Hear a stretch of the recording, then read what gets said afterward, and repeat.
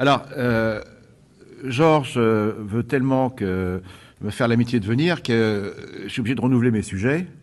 Et j'ai appris une chose à mes dépens récemment, éviter de parler à mes collègues de sujets qui me fascinent, sur lesquels je n'ai pas encore complètement la maîtrise. Et donc, du coup, il me dit « Ah ben tiens, tu viens ?» Et des choses qui m'intéressaient, que je trouve quand même parfois fascinantes, et qu'ils le sont, évidemment, exigent un travail beaucoup plus soutenu pour tenir au moins une conférence. Alors récemment, c'était il y a 15 jours à Paris, avec mes copains qui travaillent en sexologie. Alors, j'avais dit, tiens, il y a un sujet intéressant, c'est sexe ou sexologie ou sexualité et théorie de l'esprit. Alors, évidemment, souvent, quand on parle de sexe ou sexualité, c'est du mauvais esprit. Donc, c'était évidemment de jouer là-dessus. Mais les théories de l'esprit, c'est l'ensemble des approches que l'on a, notamment dans l'étude du comportement des espèces les plus proches de nous, c'est savoir si on est capable de se représenter les autres. Donc, c'était en fait raconter une belle histoire d'amour. Est-ce que en effet, chez d'autres espèces proches de nous, on peut avoir des relations de l'ordre amoureux, entre guillemets, qui consistent à se représenter l'autre, de comprendre ses attentes, etc. Donc j'avais lâché ce truc-là, et ils m'ont demandé une conférence. Enfin, j'en ai bavé, hein. Je me suis aperçu que j'en connaissais plus sur le sexe que sur l'esprit, donc voilà, j'ai évolué aussi. Donc, alors là, du coup, mon ami Vargas, je lui dis, tiens, t'as un très beau cycle sur les Lumières. Alors moi, je suis pas un spécialiste des Lumières, bien sûr. Diderot, ça me fascine. Rousseau, mais j'en connais pas plus que vous, et certainement moins. Et voilà, je lui dis, tu sais, il y a une période qui est très très peu connue, qui est celle des Lumières écossaises. Qui a entendu parler des Lumières écossaises dans cette salle? Moi, je n'ai jamais eu d'enseignement là-dessus. On a très très peu parlé. Par contre, les noms des personnages sont très connus. Alors comment je suis arrivé à cela? Tout simplement par les théories de l'évolution, les noms de Darwin, et on va croiser un personnage absolument fascinant, qui est le grand-père de Charles Darwin, Erasmus Darwin, qui était un membre très actif des Lumières écossaises. D'autre part, il se trouve que je touche aussi à des questions de médecine, parce que l'évolution fait intervenir des relations avec d'autres espèces, notamment les agents pathogènes, et on appelle ça la médecine évolutionniste. Donc ce courant de la médecine évolutionniste m'a ramené une fois de plus sur Erasmus Darwin, qui était un médecin en fait très célèbre. Et récemment, c'est commencé à être connu, j'interviens beaucoup dans le monde économique et social, sur les stratégies d'adaptation notamment, et d'innovation. Et en remontant à l'origine, justement, de la pensée économique moderne, je retombe sur qui? Erasmus Darwin. Et les gens qui sont autour d'eux, donc comme Adam Smith, notamment. Et en définitive, ces gens-là appartenaient à une société qui s'appelle la société lunaire, the Lunar Society. Et bien ces gens-là, tout simplement, mesdames et messieurs, ont créé le monde dans lequel nous sommes. Tout simplement. Et ils baignaient eux-mêmes dans un contexte plus large, qui est celui des Lumières, donc, écossaises. Un personnage connu chez nous, évidemment, c'est Voltaire. Voltaire dira, dans une phrase que je ne peux pas citer par cœur, il disait que ce qui se passe en Écosse, à notre époque, donc du temps de Voltaire, c'est ce qui est en train de faire le monde de demain. Donc déjà, Voltaire l'avait bien vu. Et des observateurs qui allaient faire un voyage en Angleterre, pas en Angleterre, en Écosse, à Édimbourg. Édimbourg, d'ailleurs, son université était appelée à l'époque l'Athènes du Nord. Et donc là, c'est assez troublant d'ailleurs qu'on ait perdu ces traditions dans l'enseignement en France, en tout cas dans l'enseignement de l'histoire, parce que, pour des raisons historiques que vous connaissez aussi bien que moi, l'Écosse et la France ont toujours eu des relations privilégiées, par-delà le catholicisme, bien sûr. Hein. C'est-à-dire qu'avant le tournoi des Six Nations, les Français, les Anglais et les Écossais ont toujours été d'accord pour taper sur les Anglais. Sauf que les Anglais sont toujours malins pour prendre l'avantage des deux. Bon.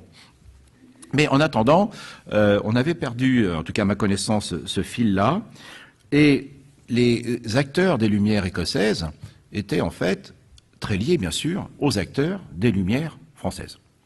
Par exemple, Buffon, semble-t-il, aurait rencontré Adam Smith. Adam Smith, d'ailleurs, est venu en France plusieurs fois.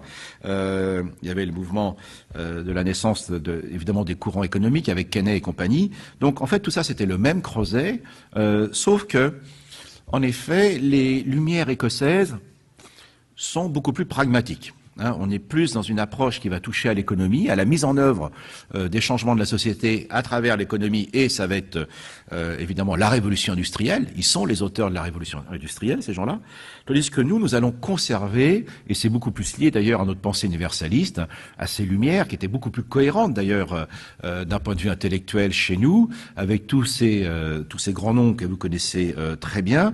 Et donc en effet, il y avait bien sûr des polémiques, des controverses dans le cadre des Lumières françaises, mais c'était un mouvement très solide, avec des acteurs qui étaient autour de l'encyclopédie ou ailleurs, même les sciences naturelles. Hein. Buffon participe de cela, hein. L'histoire naturelle de Buffon, c'est le pendant naturaliste de l'encyclopédie de Diderot et d'Alembert.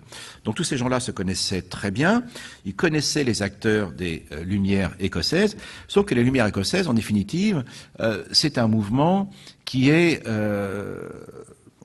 tout un ensemble d'agitation dans la société qui n'est pas dans une grande cohérence intellectuelle comme celle que nous connaissons du côté français. Et puis surtout, nous en France, on a conservé la tradition que c'est le politique qui décide de l'évolution de la société, que le politique a l'emprise sur ce que doit être le devenir des sociétés humaines, tandis que là, nous sommes sur un volet qui touche beaucoup plus aux industries, à l'innovation technologique et ce qu'on appellera la libre entreprise. Alors, comme vous savez, en France, dès que vous parlez de libéralisme, ça y est, vous avez lâché un gros mot.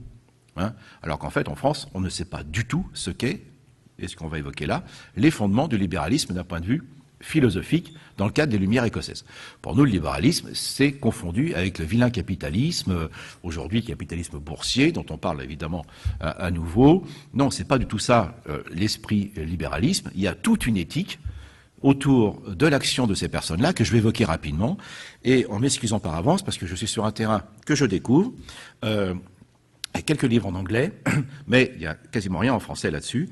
Et en plus de ça, je ne suis pas un spécialiste de ces périodes-là. Moi, je suis un spécialiste, vous savez, des chimpanzés, des gorilles, de Lucie, etc.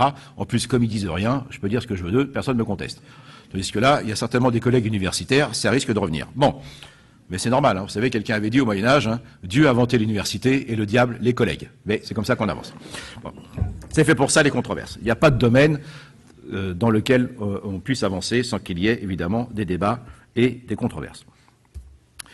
Alors par exemple, hier j'étais à l'université de Lyon 3 et le vice-président a eu l'amabilité, comme Georges à l'instant, de me présenter, et il évoquait effectivement un courant qui est représenté à l'université de Lyon et aussi à l'école réputée, l'EM de Lyon, l'école de management de Lyon, où il y a un courant qu'on appelle l'économie évolutionniste. Et en fait, le premier économiste moderne qui parle d'économie évolutionniste, c'est Joseph Schumpeter. Joseph Schumpeter, c'est quelqu'un dont on reparle beaucoup maintenant dans le cadre de l'économie de l'innovation. Et Joseph Schumpeter est le premier, il est vrai, il y a 10 ans, c'est un ami de Max Weber d'ailleurs, il y a 10 ans, enfin un collègue, qui parle d'économie évolutionniste. Et dans ses mémoires, dans ses carnets de notes, il dira, Joseph Schumpeter, que les livres les plus importants, les plus fondamentaux pour comprendre nos sociétés et l'évolution des sociétés, ce sont les livres de Charles Darwin sur l'évolution des espèces. Donc moi, ce qui m'a beaucoup troublé, c'est de constater que tout ça partait du même groupe d'hommes et de femmes, on va le voir, parce qu'ils étaient extrêmement en avance pour l'émancipation des femmes, ce qu'on a complètement oublié, parce que nous, les machos, dès qu'on peut écarter les femmes, on loupe pas l'occasion. Hein. Et dans cette affaire, j'étais quand même stupéfait de constater qu'effectivement, le progrès, ça va pas de soi. On a été éduqué dans cette idée que le progrès, c'est quelque chose qui procédait de manière cumulative, qu'on avait de grands acquis, la Révolution française, les droits de l'homme, le combat contre l'esclavagisme, les droits des femmes qui sont arrivés plus tard, etc., la laïcité. Donc voilà, tout ça, on a appris ça, les gens de ma génération. On dit, voilà, c'est acquis tout ça. Eh bien, vous allez voir que ces gens des Lumières écossaises sont encore en avance par rapport à ce qu'on a fait depuis 2 siècles. Ils sont encore d'une incroyable actualité, et ça montre bien que le progrès, ça ne va pas de soi. Dommage pour M. Condorcet, hein, mais en l'occurrence, moi, quand j'ai écrit un livre il y a 2 ans, qui n'est pas le meilleur d'ailleurs, s'intitule « Il était une fois la paléanthropologie », dans l'introduction, je dis, c'est il y a 30 ans, quand je suis rentré dans ce métier, on m'aurait dit qu'on aurait l'ADN de Néandertal et qu'il faudrait reprendre le combat pour défendre la laïcité, j'aurais dit à cette personne « Attends, tu plaisantes ». Or, on a l'ADN de Néandertal, et comme vous le savez, il faut redéfendre les valeurs de la laïcité en raison du retour des fondamentalismes religieux. Donc la leçon, en fait, est tout à fait claire. On nous enseigne à l'école les Lumières, ça y est, c'est acquis, 1905, les lois sur la laïcité, etc. Pas du tout. Pas du tout. Il y a toujours des forces, il y a toujours des réactions qui sont là et qui vont à l'encontre, effectivement, de cette vision du progrès qui émerge il y a 2 siècles. Bon, un bon exemple pour la France, l'esclavagisme. Je rappelle que ça avait été aboli en 1793 ou 94, au moment de la Constituante, et que nos chers Napoléon l'a restitué. Nous sommes le seul pays occidental, dit des droits de l'homme, qui a réinstauré l'esclavagisme. Eh oui, il faut quand même s'en rappeler de ça. Madame Olympe de Gouges, qui était quand même une personne qui était très en avance, notamment en France, sur le droit des femmes, bon, on l'a guillotinée. Donc vous voyez, le progrès, ça ne va pas de soi. Surtout quand il s'agit des Noirs et des femmes. Alors, quel est le contexte? Ce qui précède ces Lumières écossaises est tout à fait lié, en effet, à ce qui se met en place dans le nord de l'Angleterre, car la révolution, ce qu'on appellera la révolution industrielle, en fait, vous savez, la révolution, c'est comme dans l'évolution des espèces. Au bout d'un moment, on dit, on a une autre espèce. Alors, c'est pas un continuum, bien évidemment, mais il est sûr qu'au bout d'un moment, les historiens, par convention, décident qu'on a une révolution, parce que finalement, il y a une rupture. C'est ce qu'on appelle en science, nous, un changement de paradigme. C'est comme on dit aujourd'hui, les signaux faibles et des signaux forts. Vous savez, c'est à la mode. En fait, il n'y a pas de signaux faibles, il n'y a pas de signaux forts. C'est faible tant que vous les ignorez, c'est fort quand vous les prenez en cause. Tant que les éléments vont à l'encontre de votre modèle et vous ne les considérez pas, c'est un signal faible, c'est du bruit. Et puis vous changez de paradigme, de modèle, ça devient un signal fort parce qu'il participe de la nouvelle construction du monde dans lequel vous êtes. Par exemple, la tectonique des plaques, les plaques, par exemple. Donc c'est comme ça que ça fonctionne, mais il n'empêche que dans le nord de l'Angleterre, il y avait au moins 60 ans avant que ce soit effectif sur le continent européen, déjà une amorce considérable de ce qu'allait être la révolution industrielle à travers l'utilisation des cours d'eau, les moulins, la vapeur viendra assez rapidement avec les machines, notamment grâce à James Watt et Matthew Boulton. Donc, il y a un contexte déjà autour de l'Écosse qui, étant assez sinistré sur le plan économique en raison de ses relations assez compliquées avec l'Angleterre, évidemment, les Anglais leur foutent la paix parce qu'ils ont complètement mis à genoux. Il y aura une révolution en 1745, enfin ça sera assez difficile. Et du coup, comme ils apparaissent comme une nation mineure, on leur fout la paix.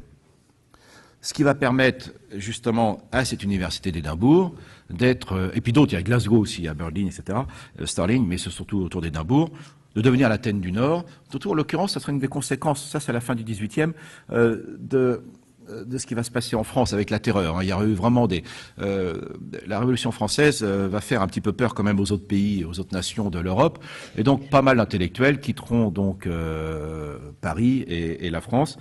Et même si le mouvement est amorcé depuis plus longtemps en ce qui concerne l'université d'Édimbourg va être l'Athènes du Nord, donc le grand phare intellectuel, comme l'a vu Voltaire, donc de la pensée européenne et du monde qui est en train de changer.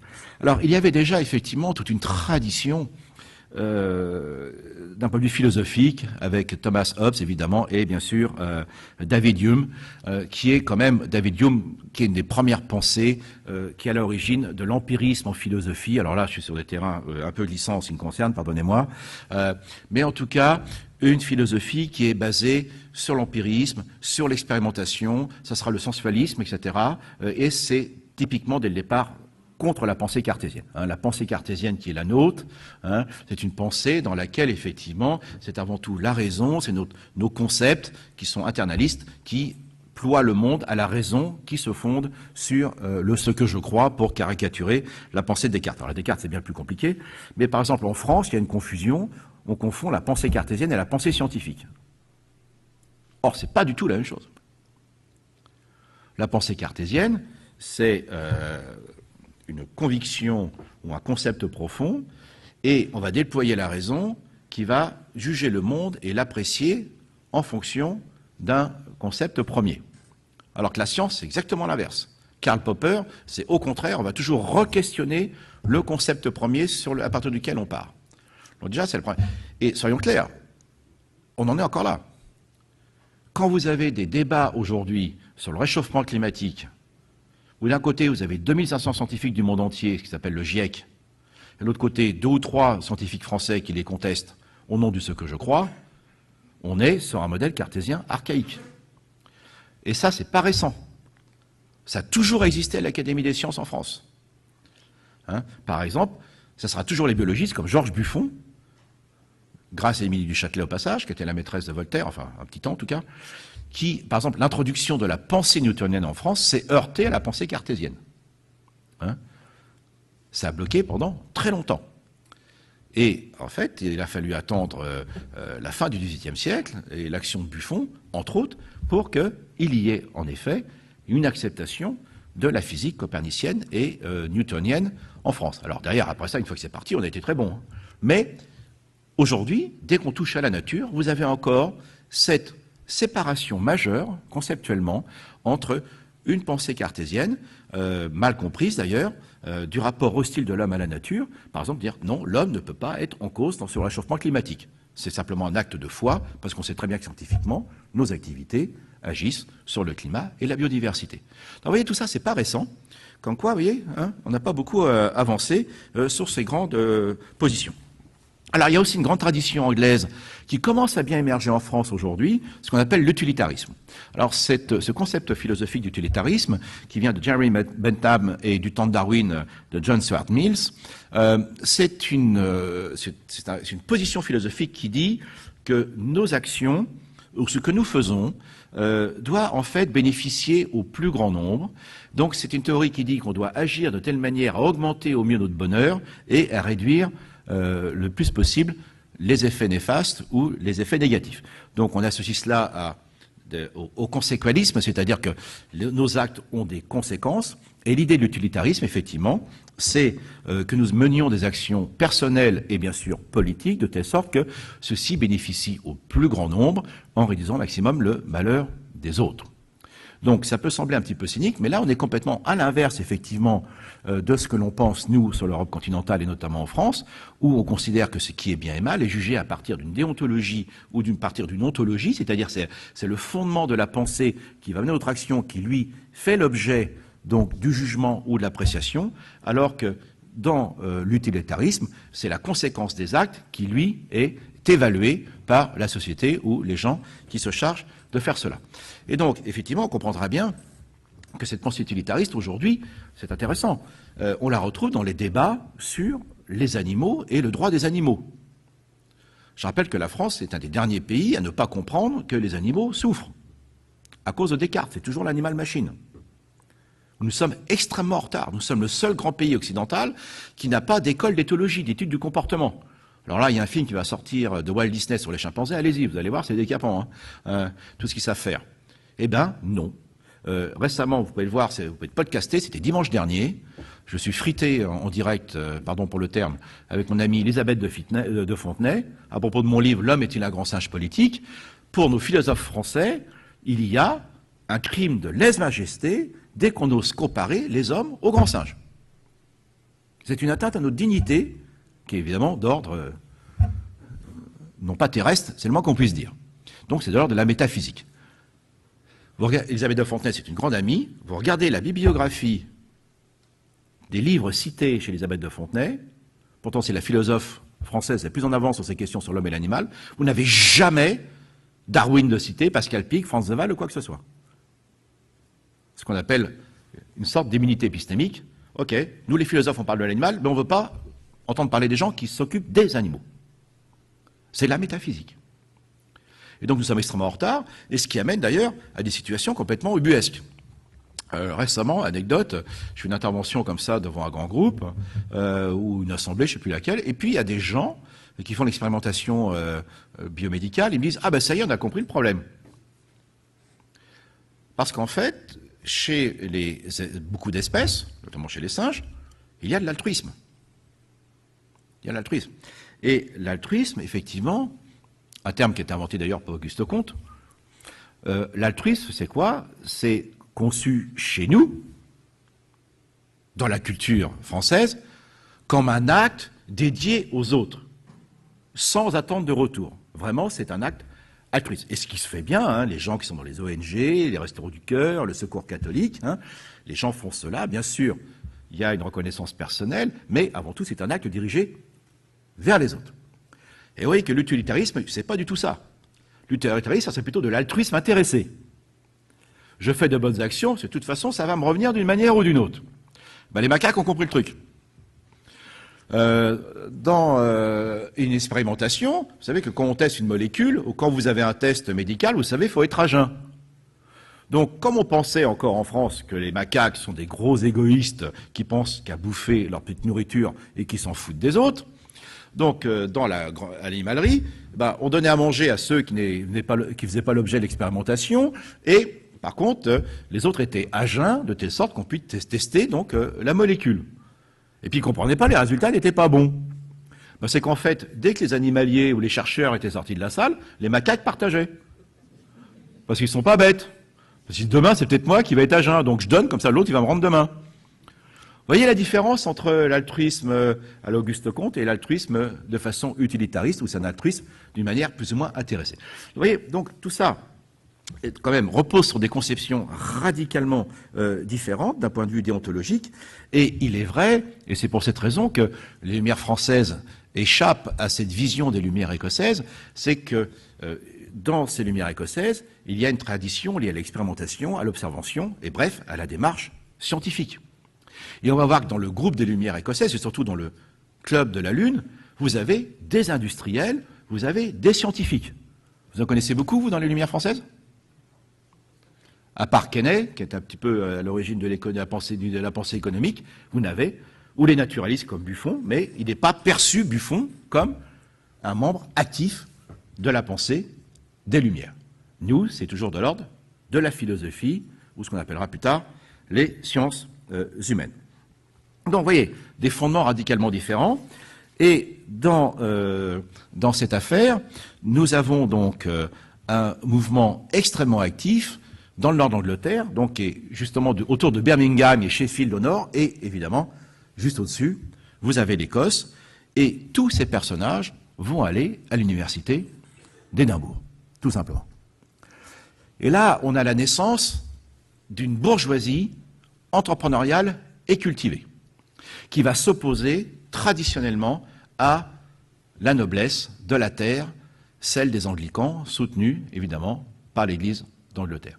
Donc là, on va émerger un contre-pouvoir économique et culturel qu'on va appeler les Whigs, donc les libéraux, qui vont être évidemment des personnes qui n'enverront jamais leurs enfants, leurs fils en l'occurrence, dans les universités de Cambridge et d'Oxford, qu'on appelle Oxbridge chez nous.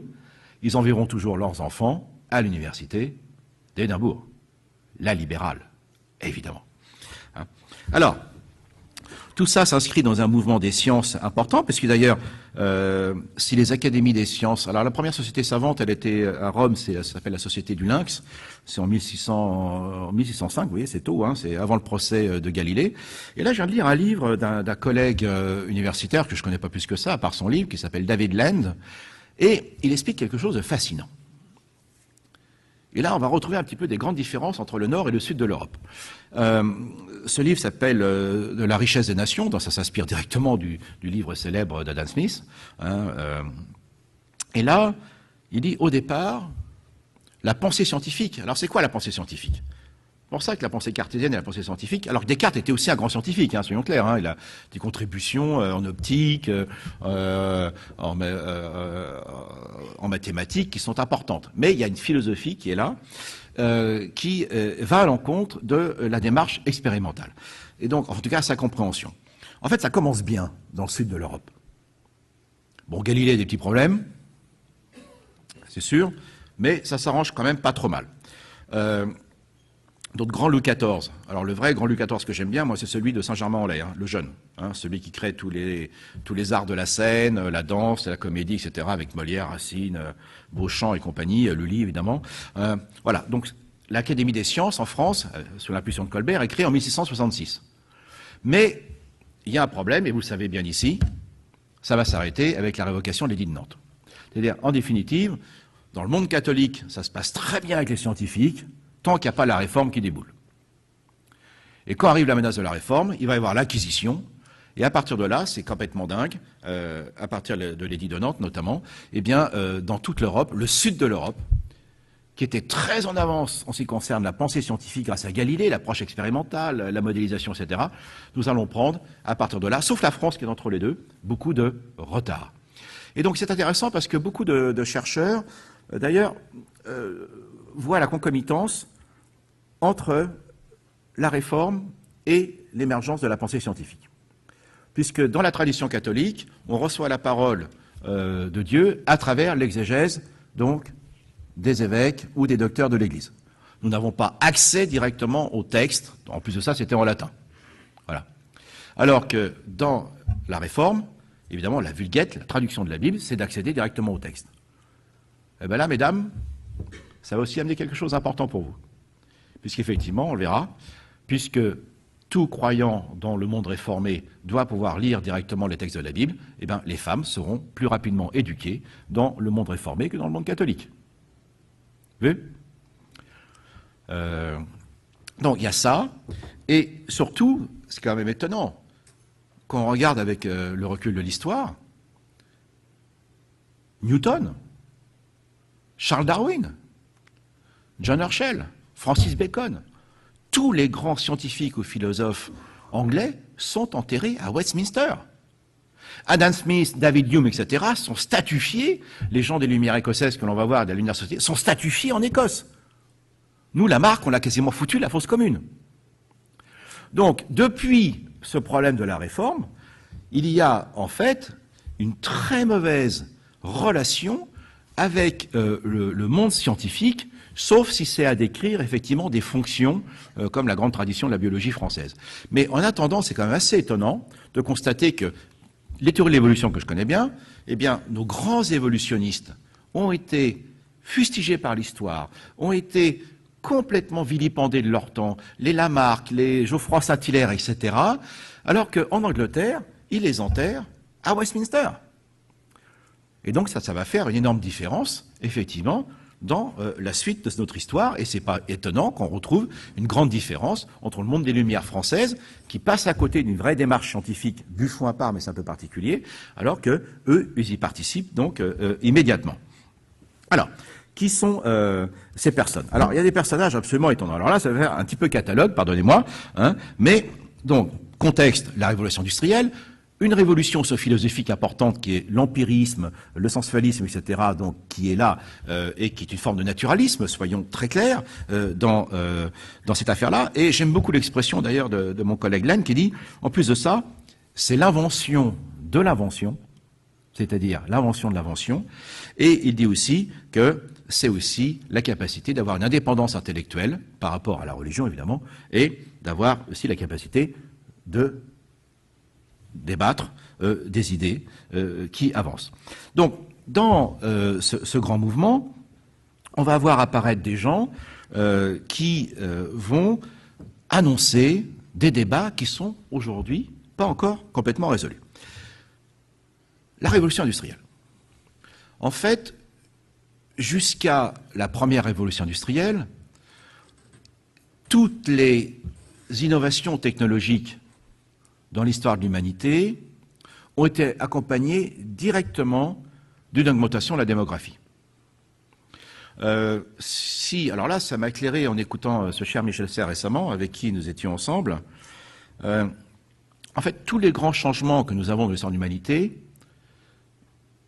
impliquent toujours une avancée des connaissances fondamentales, qu'on pourrait dire scientifiques ou pré-scientifiques, de nouvelles technologies, de nouvelles façons de penser le monde qu'on va retrouver en philosophie et en religion, évidemment, puisqu'elles aussi, elles évoluent, contrairement à ce que peuvent penser certaines personnes en religion. Et puis, c'est toujours également une augmentation de la démographie et une expansion géographique, à chaque fois.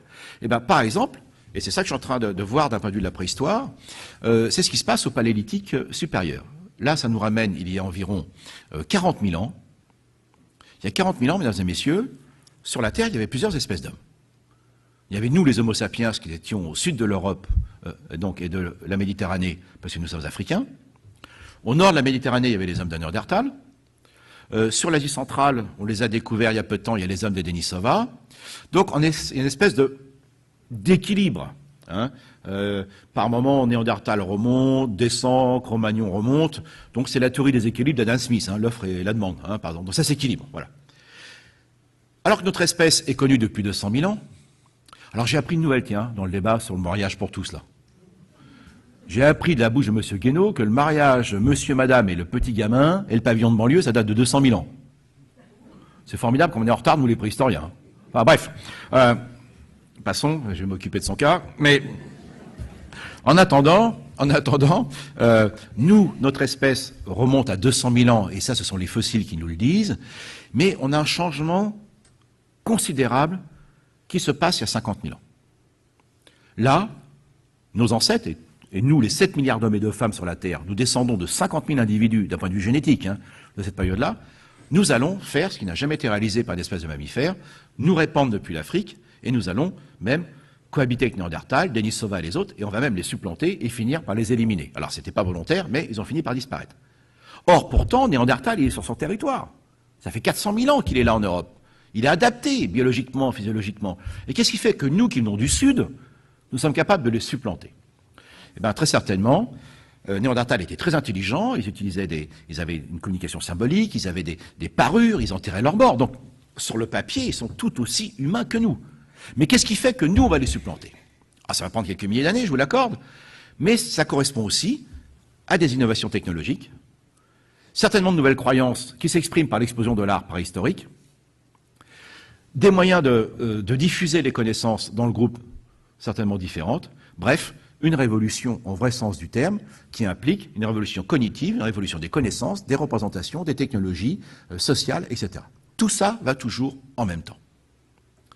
La deuxième grande révolution, ce sera le néolithique, c'est-à-dire les inventions des agricultures. Alors, vous savez, ce qu'on a appris, nous, avec l'idéologie de progrès, c'est qu'ils se retrouvent au Proche-Orient, ils font plein de gosses, ils disent, tiens, on a plein de gosses, qu'est-ce qu'on fait? Tiens, on va inventer l'agriculture. Il y avait une espèce d'ENA à l'époque, hein. Non, ça ne s'est pas du tout passé. L'École nationale d'agriculture, non, c'était pas ça. Non, pas du tout. Là aussi, ça va prendre du temps. Et cette révolution, évidemment, c'est un continuum avec une accélération. Il y a un moment, il y a une rupture, bien sûr. Et là, il faut bien comprendre, c'est un très beau livre d'ailleurs de Jacques Covin qui s'appelle Nouvelle déesse et nouvelle production. Ça s'appelle Nouveaux dieux et nouvelles agricultures. Je sais plus, c'est un très très beau livre qui a une vingtaine d'années. Il faut bien comprendre que la révolution néolithique, c'est pas qu'une révolution technologique. C'est une révolution, bien sûr, technologique, un nouveau rapport à la nature, parce qu'on va commencer à produire, à maîtriser les cycles de reproduction des plantes et des animaux, mais ça implique aussi l'apparition des grandes religions, qui sont encore celles que nous connaissons. Donc, et tout ça, ça va donner aussi des changements démographiques, des changements sociologiques et des changements avec l'écriture. Parce qu'à chaque fois, vous avez aussi de nouveaux modes de communication, diffusion des idées qui diffusent. Hein, pour la période auparavant, c'était donc l'art préhistorique, certainement d'autres aspects qui ont disparu. Là, c'est l'écriture. Eh bien, Le miracle grec, c'est pareil, vous retrouvez toujours ces mécanismes-là. Bon, les Romains seront de bons ingénieurs. Là, la Renaissance, c'est pareil, c'est l'imprimerie, diffusion des idées, changement de société, un autre rapport à la nature, d'ailleurs beaucoup plus intéressant qu'on l'imagine, mais ça, vous avez eu des conférences dessus. Et donc, on retrouve à chaque fois cet ensemble de facteurs qui interviennent. La rupture avec la première révolution industrielle, c'est que pour la première fois, on ne va plus utiliser les ressources énergétiques de la force des hommes ou des animaux, mais des machines. On va utiliser non plus de l'énergie des plantes ou animales, mais des ressources de matières premières, et donc des machines qui peuvent produire un travail, on pensait à l'époque, sans limitation des ressources. Le seul qui avait vu le problème, c'était Malthus, qui, évidemment, n'en s'est pas remis sur le regard de l'histoire. Donc, et pour la première fois, et là Marx avait raison sur le coup, c'est qu'en effet, cette révolution industrielle qui prend du temps, c'est la première machine à vapeur avec piston, elle a été en Angleterre, en 1705. Il faut attendre James Watt, 60 ans plus tard, un petit peu plus d'ailleurs, pour qu'on ait la fameuse machine avec condensateur. Et vous savez, ce qu'on voyait sur les locomotives dans les films, les régulateurs, ça c'est James Watt. James Watt, donc, va être celui qui va être l'ingénieur, dans tous les sens du terme, avec Boulton, de la révolution industrielle. Et là, en effet, il va y avoir le début de cette accélération qui nous vaut les problèmes d'aujourd'hui, c'est-à-dire une augmentation de la production, des biens, la consommation, de l'espérance de vie, avec des périodes dramatiques. On se rappelle tous de Zola et Dickens, d'accord, ça n'a pas été quand même une partie de plaisir pour le prolétariat, cette affaire-là, et pour les gens qui étaient issus de l'exode rural. Mais en tout cas, globalement, il y a progrès néanmoins. Il va y avoir augmentation de l'espérance de vie. Effectivement, le grand programme progressiste, basé sur la production, la consommation, l'énergie, la force de travail, etc., se met en place à cette époque-là. Et là, nous avons un changement nouveau dans l'histoire de l'humanité, c'est-à-dire que ces nouveaux moyens de production vont permettre une augmentation de la démographie, alors qu'auparavant, ces révolutions que j'évoquais étaient rapidement rééquilibrées par l'augmentation de la démographie. Donc voilà la logique qui émerge donc à cette époque. Alors le débat que nous avons aujourd'hui sur le progrès, et justement, commence aussi à cette époque-là. Le père de Thomas Malthus était un ami personnel de Condorcet. Et Condorcet, comme vous le savez, va écrire un très grand texte sur les progrès de l'esprit humain, pardon, je ne le cite pas parfaitement.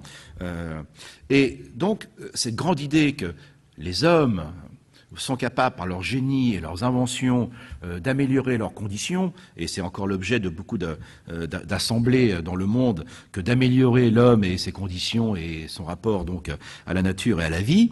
Donc tout ça émerge à cette époque-là, mais Malthus, c'était pas le vilain Gugus qu'on évoque. Malthus, c'était ce qu'on appellerait aujourd'hui un humanitaire. Comme tous les gens qui étaient bien installés à cette époque-là en Angleterre, il était donc pasteur, donc il avait des responsabilités dans sa paroisse, et il avait été nourri à l'idée de progrès, parce que son père était ami de Condorcet, et il va y avoir une grosse polémique, parce que Malthus, il voit bien qu'il y aura des crises, notamment liées à des volcans, mais des crises et des famines, et il dit c'est très bien le progrès, c'est très bien la technique, mais si la population augmente trop rapidement, on a évidemment des problèmes par rapport à la limitation des ressources. Alors on sait que Malthus ne soutenait pas les lois pour les pauvres, qui sont très anciennes en Angleterre, donc c'est ça qu'on a retenu, qui va être d'ailleurs, Malthus, largement contesté par Karl Marx à gauche et Herbert Spencer à droite, Herbert Spencer étant le chantre de ce qu'on appellera le darwinisme social, Darwin n'y est pour rien d'ailleurs. Mais en tout cas, toute l'idée de progrès qui va émerger et dont nous sommes encore les héritiers, va être une idée qui va combattre ce qu'on appelle, de manière très péjorative, malthuséen. Vous savez qu'aujourd'hui, dès qu'on parle de ça, c'est malthuséen. Alors là, je suis un peu troublé que la gauche, la droite c'est pareil, mais la gauche c'est plus saillant, parce que ça vient de Marx quand même. Qu'est-ce qu'il y a plus de malthuséen que les 35 heures? De croire qu'on a un volume de travail qu'il faut partager, alors que le volume de travail ne peut pas augmenter. C'est quand même dingue ça. Donc il y a des contradictions majeures là en philosophie politique du côté de la gauche, mais la droite c'est pareil. Donc ils n'ont rien compris à Darwin des deux côtés de toute manière. Donc, mais là c'est quand même assez fascinant parce que aujourd'hui nous retrouvons les avertissements de Malthus au niveau de la mondialisation, sur la limitation des ressources, les problèmes de la démographie, etc. Donc je ne veux pas dire que Malthus avait raison de ne pas soutenir les pauvres, c'est pas mon propos bien évidemment, mais on voit bien que Malthus a été abordé d'une certaine manière, et pas du tout sur cette adéquation extrêmement importante entre la démographie, les ressources et le bien-être de tout le monde. Alors, Malthus était d'ailleurs très lié avec Ricardo, qui est un des fondateurs, vous savez, des théories économiques modernes. Malthus est un des premiers à parler d'investissement, c'est un des premiers à parler effectivement de marché. Donc c'est un des premiers textes fondateurs de l'économie moderne. Hein. Malthus, d'ailleurs, c'est John Maynard Keynes qui le rappellera. On a retenu le mauvais côté, en tout cas qui a été avili et qui n'était pas évidemment très sympathique. Mais dans tout ça, il va y avoir un personnage intéressant. Parce que il y aura une grosse controverse entre Thomas Malthus et un contemporain qui s'appelle William Godwin. William Godwin, c'est un personnage qui n'est pas du tout connu en France, en tout cas pour moi. Et William Godwin, donc, il est à cheval sur la fin du 18e, fin du 19e, donc on est en plein dans les Lumières donc, écossaises. Et lui aussi sera un des lecteurs de Condorcet et sera vraiment dans la vision de progrès de Condorcet. Mais cet homme est tout assez étonnant, parce que c'est un des premiers à écrire des textes anarchistes. Pas anarchiste autant au sens faut foutre la société en l'air, non. C'est-à-dire que c'est un des premiers anarchistes au sens libertaire du terme, il est un peu voltairien d'ailleurs dans sa pensée, et il dit que, en effet, il faut faire attention parce que le progrès, tel qu'on le conçoit dans la pensée de cette époque-là, risque d'être bloqué par des systèmes sociaux classiques, par les privilèges, par des religions qui sont enfermées sur leur dogmatisme. Et Godwin sera un type assez étonnant, parce que par exemple, il va inspirer des gens comme Percy Shelley, j'y viens dans un instant, et par exemple Kropotkin. Alors Kropotkin, c'est intéressant de le retrouver, parce que voilà un personnage qu'on avait complètement oublié. Piotr Kropotkin était un des membres de la maison royale de Nicolas II de Russie. Et Kropotkin, alors lui, ça sera un siècle plus tard quand même, mais on en reparle aujourd'hui à propos de l'altruisme. Vous savez, l'altruisme est revenu à la mode. Hein, on en parle beaucoup de l'altruisme. Et ben, Kropotkin avait lu Darwin, il fait un grand voyage en Sibérie. D'ailleurs, ça évoque un très très beau film de Kurosawa qui s'appelle Derzu Uzala, pour ceux qui l'ont vu. Alors, c'est pas l'aventure de Kropotkin, mais c'est la même, l'autre, c'est le lieutenant de l'armée des Cosaques est un vrai personnage. En tout cas, et lui, qu'est-ce qu'il découvre? Enfin, dans la nature, c'est pas que la guerre. Alors qu'il y aura toute une tradition de la pensée post-darwinienne qui dira que l'évolution, c'est la guerre de tous contre tous. Hein? Ben lui, Kropotkin, il écrit un bouquin qui s'appelle L'Entraide en 1910. Et justement, c'est intéressant parce que lui, il va s'inspirer de Godwin, etc. Et Kropotkin c'est un type génial. Il a vécu en France, il était ami avec Élisée Reclus. Bon, c'est des gens qui ont fait beaucoup bouger la société française à la fin du 19e. Hein, c'est des gens qui étaient extrêmement actifs. D'ailleurs, Darwin ne signera qu'une seule pétition dans sa vie. Vous savez que Claude Lévi-Strauss ne signait jamais de pétition, par exemple. Darwin n'en signera qu'une, c'est pour qu'on libère Élisée Reclus, qui était emprisonné en France, à Lyon. Voilà. Donc vous voyez, tous ces personnages se connaissaient, c'est absolument fascinant, pardon, ça fait un petit peu érudit tout cela, mais tout ça pour dire que c'était tout un esprit qui se comprenait. Donc, Godwin était un progressiste, il était aussi pour l'évolution de la société, alors ce n'était pas un anarchiste, par exemple, il est contemporain de la Révolution française, donc il soutient complètement le jacobisme, mais il est contre les moyens. La terreur, comme je vous l'ai dit, les violences de la Révolution française, bon, on ne revient pas sur l'histoire, ça, évidemment, ça faisait peur de l'autre côté de l'Angleterre. Mais en tout cas, il est dans cet esprit. Alors, c'était intéressant, parce qu'en fait, j'ai jamais vu personne mettre tout ça en place. Il se marie en 1797 avec une dame qui s'appelle Mary Wollstonecraft. Qui est Mary Wollstonecraft? Eh bien, son livre sera traduit un an plus tard en France. Ça viendra juste après. Et justement, cette femme, eh bien, ça sera traduit en France, ce sera le premier livre sur le droit des femmes. C'est la première féministe, c'est la première femme féministe qui écrit un livre pour que les femmes aient les mêmes droits que les hommes. Et donc ça, c'est en 1797. Et la même année, le grand-père de Charles Darwin sort un traité dans lequel il dit que les femmes et les jeunes femmes doivent être éduquées comme les hommes. Eh oui, ce sont eux. Parce que là-dedans, on retrouve aussi un autre personnage qui s'appelle Adam Smith.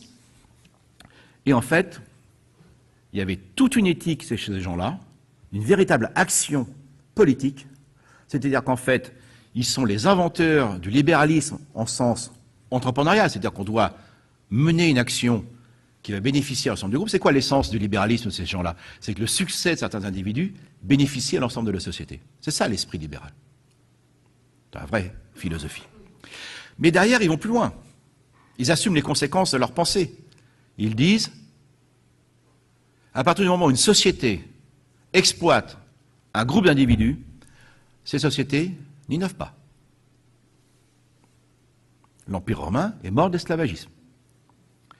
Et donc, là, nous allons avoir les gens qui vont militer pour le droit des femmes, les gens qui vont militer pour, et on est à Nantes, abolir l'esclavagisme, les gens qui vont militer pour que les handicapés aient leur place dans la société. Et oui, ce sont ces gens-là. Ce sont les Darwin, ce sont les Wedgwood, ce sont les Adam Smith. Alors, il y avait un intérêt bien compris. Adam Smith, lui, ce qu'il voyait, c'est l'intérêt de la société et son développement économique. Mais néanmoins, ils l'ont fait. Or, justement, continuons avec les femmes. Il y a eu, parce qu'il y a un monsieur qui l'a dit, là, on va voir arriver Mary Shelley, et ils l'ont fait. Puisque dans la mouvance autour des Darwin, etc., Madame Mary Wollstonecraft avait mettre au monde une fille qui va s'appeler Godwin, donc Mary Godwin, et qui va se marier avec un certain Percy Shelley, et cette jeune femme écrira à 19 ans Frankenstein. C'est elle. Et comment avait écrit Frankenstein?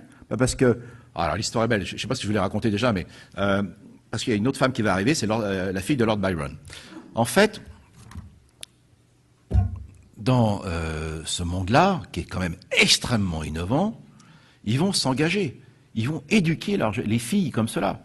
Et donc, par exemple, Lord Byron fera partie du groupe, et la fille, une des filles de Lord Byron, la seule légitime d'ailleurs, parce qu'il était à voile et à vapeur et de tous les côtés, celui-là, mais dont Lord Byron, donc, qui a un passage quand même assez flamboyant et un bel esprit, mais qui sera obligé de quitter l'Angleterre, il aura une fille officielle qui s'appellera Ada Lovelace. Ada Lovelace. Et elle aussi, sa mère était mathématicienne. Elle s'appelait Mary Summerfield. Donc il y avait des femmes scientifiques, des femmes physiciennes que l'histoire a ignorées, qui ont émergé à cette époque-là en Angleterre, et la mère, donc, ou une tante aussi d'Ada Lovelace était mathématicienne, une autre était physicienne, et Ada Lovelace, pour ceux qui connaissent l'informatique, c'est le fameux programme Ada, qui est émergé il y a une trentaine d'années, et ça vient de là. Alors, je reprends tout dans l'ordre. Je vous fais un paquet, parce que justement tout ça est complètement dispersé. Donc j'ai l'air un peu confus, pardonnez-moi, mais je suis en train de remettre les éléments du puzzle. Parce qu'un jour, je m'intéressais à Erasmus Darwin, je découvre que Mary Shelley lit Erasmus Darwin et qui a créé Frankenstein. Pourquoi? Parce qu'Erasmus Darwin, c'est le premier qui pense à utiliser l'électricité en médecine. Et dans Frankenstein, c'est l'idée de ranimer les corps avec l'électricité, ce qui nous donne aujourd'hui nos électrocardiogrammes et nos électrochocs. Donc, oui, tout ça, c'est le même monde. Donc, ils se nourrissent les uns les autres. Et l'histoire est magnifique parce que Lord Byron est obligé de quitter l'Angleterre. Il va passer ses vacances en 1816 sur les bords du lac Léman. C'est l'année où il quitte l'Angleterre. Il ne sait pas qu'il va jamais y retourner. Il invite ses amis, notamment Madame Clermont, une ancienne maîtresse. Or, Madame Clermont, c'est la deuxième femme de Monsieur William Godwin. Oui, le truc, hein. S'en sortir, hein. Et là, il y a un monsieur qui s'appelle aussi John Polidori. Il y a Lord Byron. Et comme ces femmes sont éduquées de façon moderne, Mary Godwin était Godwin, elle est partie avec son amant qui s'appelle Percy Shelley. Et Percy Shelley, c'est le premier à écrire un texte sur l'athéisme. Je rappelle que David Hume aussi, c'est un petit peu l'origine de l'athéisme. Donc il écrit un texte sur l'athéisme à Cambridge et il se fait vider. Donc comme ça, il va rejoindre son pote Byron. Et ils sont tous dans cette villa, au bord du lac Léman. Et simplement, il y a un temps de chien. Il neige au mois d'août. Et pourquoi il neige au mois d'août? Parce que l'année précédente, en 1815, le volcan Tambori a craché tout ce qu'il pouvait, et quand les poussières volcaniques montent au-dessus de 10 000 mètres, ça fait le tour de la Terre, ça absorbe les rayons solaires, et l'année 1816, mesdames et messieurs, on l'a appelée l'année sans été. Il a gelé au mois d'août, donc production agricole terrible, donc effondrée. Et alors là, c'est les Anglais qui inventent le tourisme, hein. Ils s'embêtent. Ils n'ont pas le cinéma à l'époque, ils n'ont pas le Pittsburgh, ils n'ont pas nos machins là.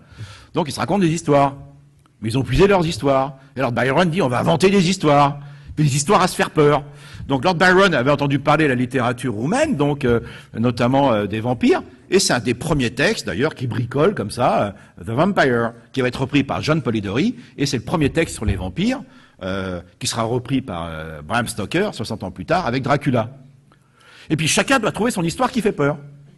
Et c'est là que Mary Godwin, qui n'est pas encore Mary Shelley, s'inspire des travaux d'Erasmus Darwin, et à l'avant cette histoire de corps réanimé de Frankenstein, qui a inspiré du golem aussi. Donc vous voyez, ils avaient puisé dans la littérature du centre de l'Europe. Vous vous rendez compte, mesdames et messieurs, que le même soir, au coin du feu, dans une maison, une villa au bord du lac Léman, sont nées deux grandes histoires qui marquent le cinéma encore aujourd'hui, qui sont Frankenstein et qui sont Dracula. Mais le texte de Mary Shelley est intéressant, parce que le sous-titre, c'est quoi? C'est Frankenstein ou le Prométhée moderne. Donc, alors, ça sera appris plus tard, évidemment, par Nietzsche, Heidegger, etc., cette idée-là, d'un point de vue philosophique et plus profond, mais c'est tout le rapport de l'homme à la technologie et à la vie. Vous voyez, ces gens-là étaient quand même extraordinairement en avance. Et donc, tout ça, ça va se perdre, c'est évidemment. Il y a eu plein de femmes qui étaient scientifiques, mathématiciennes. Alors, Ada Lovelace, justement, fille de Lord Byron, elle n'était pas du voyage, donc elle est restée en Angleterre. Elle est passionnée de mathématiques, c'est une femme absolument superbe, donc les mecs ont peur. Ça, les hommes ont peur, les belles femmes, ça les inquiète. En plus, elles sont intelligentes, ils paniquent. Donc, et là, donc, effectivement, elle aura une vie affective assez compliquée. Elle mourra jeune. Elle est née en 1815. Elle mourra en 1852. Et, en fait, elle travaillera avec Lord Babbage, Charles Babbage, à qui on attribue l'invention de l'algorithme. Et en fait, elle va en fait, consigner, écrire les travaux, mettre sur le papier les travaux et les publier de Charles Babbage. Et en fait, c'est la première programmatrice. C'est elle qui invente la programmation. Elle est à l'origine de la programmation de nos ordinateurs. Et bien, l'histoire l'a complètement oubliée. Donc, vous voyez, ce contexte est extraordinaire, parce qu'eux, ils avaient compris, à cette époque-là, dans ces lumières écossaises, donc, qu'on ne pouvait pas se passer de la moitié de l'intelligence du monde, c'est-à-dire les femmes. Toujours pas compris en France, hein. Alors, attendez, je plaisante là, mais là, attendez, je suis obligé de changer mon avis là. Il y a quelque temps, j'étais sur BFM, journal de l'innovation. Il y a une jeune femme qui est là, et elle représente les aspirateurs Dyson. Alors, pour les mecs qui sont là, c'est les aspirateurs sans sac, si vous n'êtes pas au courant. Ouais, ils sont tous là. Ouais. Ah, j'adore. Et là, en fait, vous regardez entre les pays du nord et du sud de l'Europe. C'est quand même vachement intéressant. Vous regardez les statistiques entre l'égalité ou pas de toutes les tâches. Alors vous mettez tout, hein. La pelouse, les chiens, les couches des bébés, les courses, le transport, la vidange de la bagnole, le boulot, vous mettez tout. Dans le nord de l'Europe, c'est à égalité entre les hommes et les femmes. Et plus vous descendez vers le sud de l'Europe, plus ça se gâte pour les femmes. Et vous savez quoi? Mais j'ai fait peur aux banquiers, mais ils le savent maintenant. C'est directement corrélé au niveau de la dette. Et les Grecs ne vont jamais s'en sortir. Ah, mais je ne plaisante pas. Je ne plaisante pas. Et d'ailleurs, là, il m'a énervé, là, je vais lui envoyer un petit mot quand même, à propos du mariage homo, Axel Kahn. J'ai entendu à la radio, le droit romain. Il y a le droit romain qui dit c'est le droit du père. Ben, parce que le sud de l'Europe est issu du droit romain. C'est pour ça qu'il y a égalité entre les hommes et les femmes, c'est un droit machiste. Alors que le droit du nord de l'Europe est un droit qui est issu du droit germanique, où il y a égalité des hommes et des femmes. Donc, conséquence, mesdames et messieurs, vous n'avez aucune femme qui a eu les attributs officiels du pouvoir dans le sud de l'Europe. Objection? Ah, Blanche de Castille. On l'a vite mariée, comme ça, c'était réglé. Non, Isabelle de Castille. C'est le seul exemple. Ça ne veut pas dire qu'il n'y a pas de femme de pouvoir chez nous.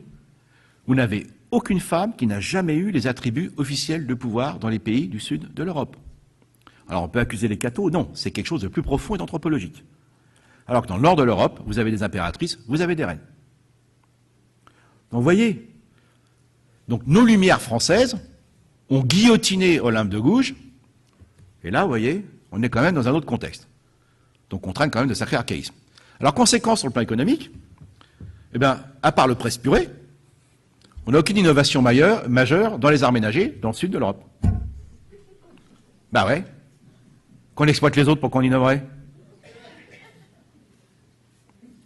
Sauf que, hier, j'ai lu dans Libération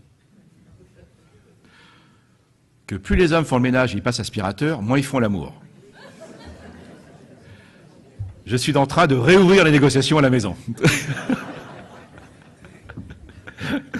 Donc, dit comme ça, évidemment... Non mais, vous voyez, comprenez-moi bien, c'est quand même fondamental. Parce que moi, l'analyse weberienne est quand même assez intéressante de Max Weber entre l'éthique du capitalisme, entre le Nord et le Sud de l'Europe. Moi, le travail que je suis en train de faire actuellement et qui est encore besoin d'être consolidé, ça je vous l'accorde, c'est de regarder au niveau plutôt anthropologique. Quand on remonte sur le droit romain, quand on remonte sur le droit germanique, on est avant ces grandes religions. Donc, tout mettre sur le dos des religions, ça me semble un petit peu facile. Hein. Par exemple, sur le mariage pour tous, on pourrait dire c'est les catholiques. Non, je rappelle que les Espagnols sont en avance par rapport à nous. Hein, par exemple. Donc, c'est pas dans l'essence du catholicisme que d'aller contre cela. Sauf que dans le nord de l'Europe, évidemment, ils sont plus en avance sur ces concerts, en tout cas, de mon point de vue. Donc, vous voyez, tout ça, c'est intéressant, ce petit voyage dans les Lumières écossaises, parce que là, je vais parler des femmes, et maintenant, on va parler de l'esclavagisme. Savez-vous que c'est la famille Darwin qui a fait abolir l'esclavagisme dans l'Empire anglais? Eh oui. Et là aussi, des choses que j'ai racolées. Tout le monde se souvient enfin, a entendu parler en tout cas, de cette querelle en 1851 entre Thomas Huxley, le grand-père d'Aldous et de Virginia Huxley, immense personnage, hein, et Lord Samuel Wilberforce. Samuel Wilberforce était le doyen de Christ's College, et ensuite il a été le doyen de Westminster. C'était un type qui était extrêmement intelligent, et là aussi, l'histoire a un petit peu biaisé les choses. On fait le combat entre Thomas Huxley, l'homme éclairé, l'évolutionniste, et réformateur d'ailleurs, contre l'obscurantisme de l'Église anglicane. Or, je connaissais ce nom de Wilberforce, pour d'autres raisons. Mais c'est un William. Mais en fait, il y a le père et le fils. Et voilà l'histoire. C'est quand même assez dingue. Erasmus Darwin a pour ami, dans ce club-là, des Lumières écossaises et le Club de la Lune, je reviens dans un instant sur le Club de la Lune, ils ont pour ami donc Adam Smith, James Watt, je vais revenir, Matthew Boulton, il y a aussi Josiah Wedgwood, je vais revenir dans un instant pour les handicaps, justement. Et donc, ces gens-là sont extrêmement engagés dans une éthique, justement, libérale, comme je vous le disais, inspirée de l'utilitarisme, et ils vont combattre l'esclavagisme. Et comme les Darwin sont immensément riches parce qu'ils ont tout de suite investi dans la révolution industrielle, et les Wedgwood sont immensément riches, etc., ils vont soutenir un monsieur William Wilberforce qui va être le porte-drapeau du combat contre l'esclavagisme dans l'Empire anglais. Et ils vont faire abolir l'esclavagisme dans l'Empire anglais en 1833, c'est-à-dire 15 ans avant Schœlcher en France. Voilà qui sont ces gens-là. Et moi, quand j'entends des gens qui disent les Darwin, c'est l'esclavagisme ou l'origine du racisme, mais quels sont ces abrutis, ces maisons d'édition qui publient ça? Je ne veux pas en faire des saints, mais ils l'ont fait, vous pouvez vérifier. Hein? Et quand Darwin, dans son voyage, par 2 fois, il parle d'un gentleman, et quand on est éduqué comme M. Charles Darwin, qu'on parle de gentleman, c'est vraiment un gentleman, ce sont à chaque fois des noirs. Et Darwin est sans concession sur les blancs qui dérogent à la noblesse de l'espèce humaine. Darwin se fiche de savoir qu'on est blanc ou noir. Ce qu'il veut, c'est que les hommes et les femmes se comportent dignement. Et dans ce carnet de voyage, il est absolument terrible et très clair là-dessus. Et le seul cas où il s'énerve dans son livre, c'est quand il repasse une deuxième fois au Brésil, il dit « c'est la honte de la chrétienté et je suis heureux à l'idée de ne jamais revenir dans ce pays, le Brésil, qui, je rappelle, c'est le dernier pays qui abolit l'esclavagisme, en tout cas dans la sphère de la chrétienté, parce que ça existe encore ailleurs, mais ce n'est pas politiquement correct de le dire. » Donc, vous voyez ces personnages qui sont quand même absolument fondamentaux dans l'émergence de la société. Alors donc, j'ai parlé des femmes, vous voyez, c'était engagé, ils l'ont fait. J'ai parlé de l'esclavagisme. Les handicaps, tiens. Vous savez, moi je ne suis pas fier d'être français par moment, parce que nous sommes un des derniers pays où nous sommes encore extrêmement en retard pour l'accès à tous les lieux publics pour les handicapés. Aux États-Unis, ça existe partout. À Rome, vous avez des trottoirs qui sont équipés depuis longtemps. Hein. Donc là, il va falloir qu'on se bouge un peu quand même, chers amis, parce que c'est lamentable. Les enseignants qui râlent dès qu'il y a un handicapé, toute la société, je n'accuse pas les enseignants, mais c'est partout notre société n'accepte pas les handicapés. Or, justement, Josiah Wedgwood, on y va. Josiah Wedgwood, il fait partie de ce club de la Lune, avec les Matthew Boulton, les Watts, les Adam Smith et compagnie. Il est le 9e enfant d'une famille de potiers, tout petits artisans, pas riches, je peux vous dire, et il contracte une mauvaise variole à l'âge de 9-10 ans, Et à l'âge de 20 ans, il est obligé de se faire amputer. Là, à l'époque, pas d'anesthésiant, hein, vu? Faut y aller. Et quand vous avez une jambe en moins pour actionner le pédalier du tour de potier, c'est pas gagné. Donc vous êtes obligé d'innover. Et c'est ainsi qu'il va demander à ses amis Erasmus Darwin, qui est avant tout un grand médecin, mais qui est aussi un bricoleur de génie, il va leur demander, eh bien, de trouver des solutions pour produire des poteries de manière plus efficace. Et c'est comme ça que vous allez avoir la première manufacture mécanisée au monde. C'est les fameuses faïences blanches et bleues anglaises Wedgwood. Et là, donc, Matthew Boulton, parce que c'est la fameuse première, ça c'est la vraie révolution industrielle. C'est eux qui construisent des machines, Vous voyez? Il y a toujours des machines, il y a des moulins, mais c'est actionné par l'eau ou par des animaux. Là, comme je vous disais, c'est de la matière première, de l'énergie qui n'est pas d'ordre animal ou de le monde du vivant, qui est engagé pour faire d'autres machines. Donc on est vraiment dans la révolution industrielle. Et là, ça sera la première manufacture mécanisée au monde à Arturia, qui est inspiré d'ailleurs d'un grand site archéologique de belle poterie de la Grèce antique, parce que ces gens-là étaient en plus très cultivés. Et Josiah Wedgwood, c'est qui? C'est l'inventeur du marketing. Eh ouais, c'est lui qui invente les premiers salons professionnels pour le business, comme on dit quand on est branché aujourd'hui. C'est lui qui invente le catalogue, et c'est lui qui invente le sponsoring, c'est-à-dire avant le Vendée Globe. Hein, c'est lui qui invente produits soutenus ou de Sa Majesté, le roi à l'époque, c'était pas une reine. Alors je dis aux entreprises, embauchez des handicapés, ils sont obligés d'innover. Mais leur faites pas faire comme les non-handicapés. L'autre fois, il y en a un qui me dit, dans le cadre de la médecine, non, pas le sport en entreprise. Et tu sais, c'est compliqué, notamment à la brasse, c'est un handicapé qui a un bras plus court que l'autre. On arrête le chronomètre quand les deux mains touchent le plot. Et je lui dis, les mecs, vous changez le règlement, quoi. On se demande où sont les handicapés. Hein. Non, mais c'est désespérant, quand même. C'est désespérant. Il ne faut pas embaucher des handicapés pour faire la même chose que les non-handicapés. Par contre, ils sont capables de faire d'autres choses, c'est absolument remarquable. Enfin, franchement, ça va pas bien. Ben ça, il y en a marre. Ça, c'est le mauvais Descartes. Il va falloir qu'on arrête en France avec ce mauvais Descartes. Hein, parce qu'on a le même problème dans l'enseignement. Eh oui, on a le problème dans l'enseignement. Que nous dit Descartes? La raison nous a été donnée par Dieu. Donc la raison est parfaite parce que c'est Dieu qui nous l'a donnée. Et donc nous abordons le monde par la raison donnée par Dieu et nous commettons des erreurs. Donc nous commettons une faute. Donc quand un enseignant vous donne une copie en France, 15 sur 20, pauvre naze, il te manque 5 points. Aux États-Unis, t'as 15, c'est bien, tu progresseras, très bientôt 20 sur 20. Et c'est pour ça que chez nous, on n'a pas de culture d'essai erreur. Notre système scolaire passe son temps à éliminer sur la faute. Et non pas à encourager les gens à corriger leurs erreurs. Et bien les handicapés, c'est pareil, c'est une malédiction de Dieu, ça traîne encore dans le fond de notre pensée archaïque. C'est pour ça qu'on est encore si en retard. Donc il va falloir qu'on change. Hein. Et puis en ce qui concerne les femmes, je vous rappelle, vous avez le droit de vote, ça n'a jamais été voté, hein. C'est une ordonnance. Eh ouais. Eh oui, pays des Lumières. Hein. Donc, vous voyez, quand on fustige les Darwin, etc., de notre point de vue culturel, moi je regarde ce qui se passe dans les Lumières écossaises, je ne dis pas qu'on n'a pas fait de belles choses, mais tout de même, on traîne beaucoup d'archaïsme. Donc j'ai parlé d'Adam Smith. Donc Boulton et Watt, alors James Watt, évidemment, c'est le fameux James Watt, hein, l'unité de puissance, hein, et James Watt, évidemment, c'est celui qui va permettre l'arrivée des locomotives, des machines à vapeur, de perfectionner, et Boulton et Watt sont justement des gens importants. Alors c'est quoi ce club de la Lune? Ce club de la Lune, en fait, ça s'appelle The Lunar Society, qui d'ailleurs reprend des activités maintenant, vous allez sur Internet, vous mettez Lunar Society, et ça repart avec depuis quelques années avec les mouvements des femmes, les mouvements des droits, etc. Et il faut bien comprendre que dans ces Lumières écossaises, il y avait aussi d'autres personnages qui annonçaient ces changements.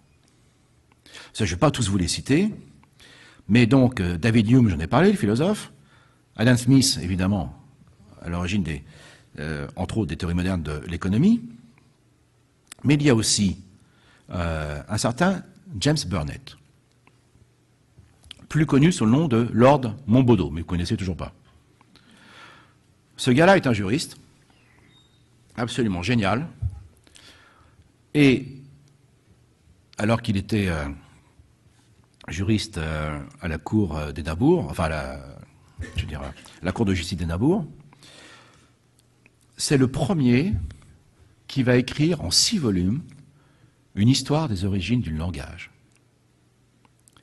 Eh oui, John Burnet, c'est lui qui aura l'idée de se dire peut-être qu'on pourrait apprendre à des grands singes à parler. Et en fait, c'est très important parce que là, nous sommes encore à la fin du XVIIIe siècle. Comme vous le savez, toutes les recherches sur les origines des langues, ça va consister à regarder comment des langues se ressemblent ou diffèrent les unes des autres.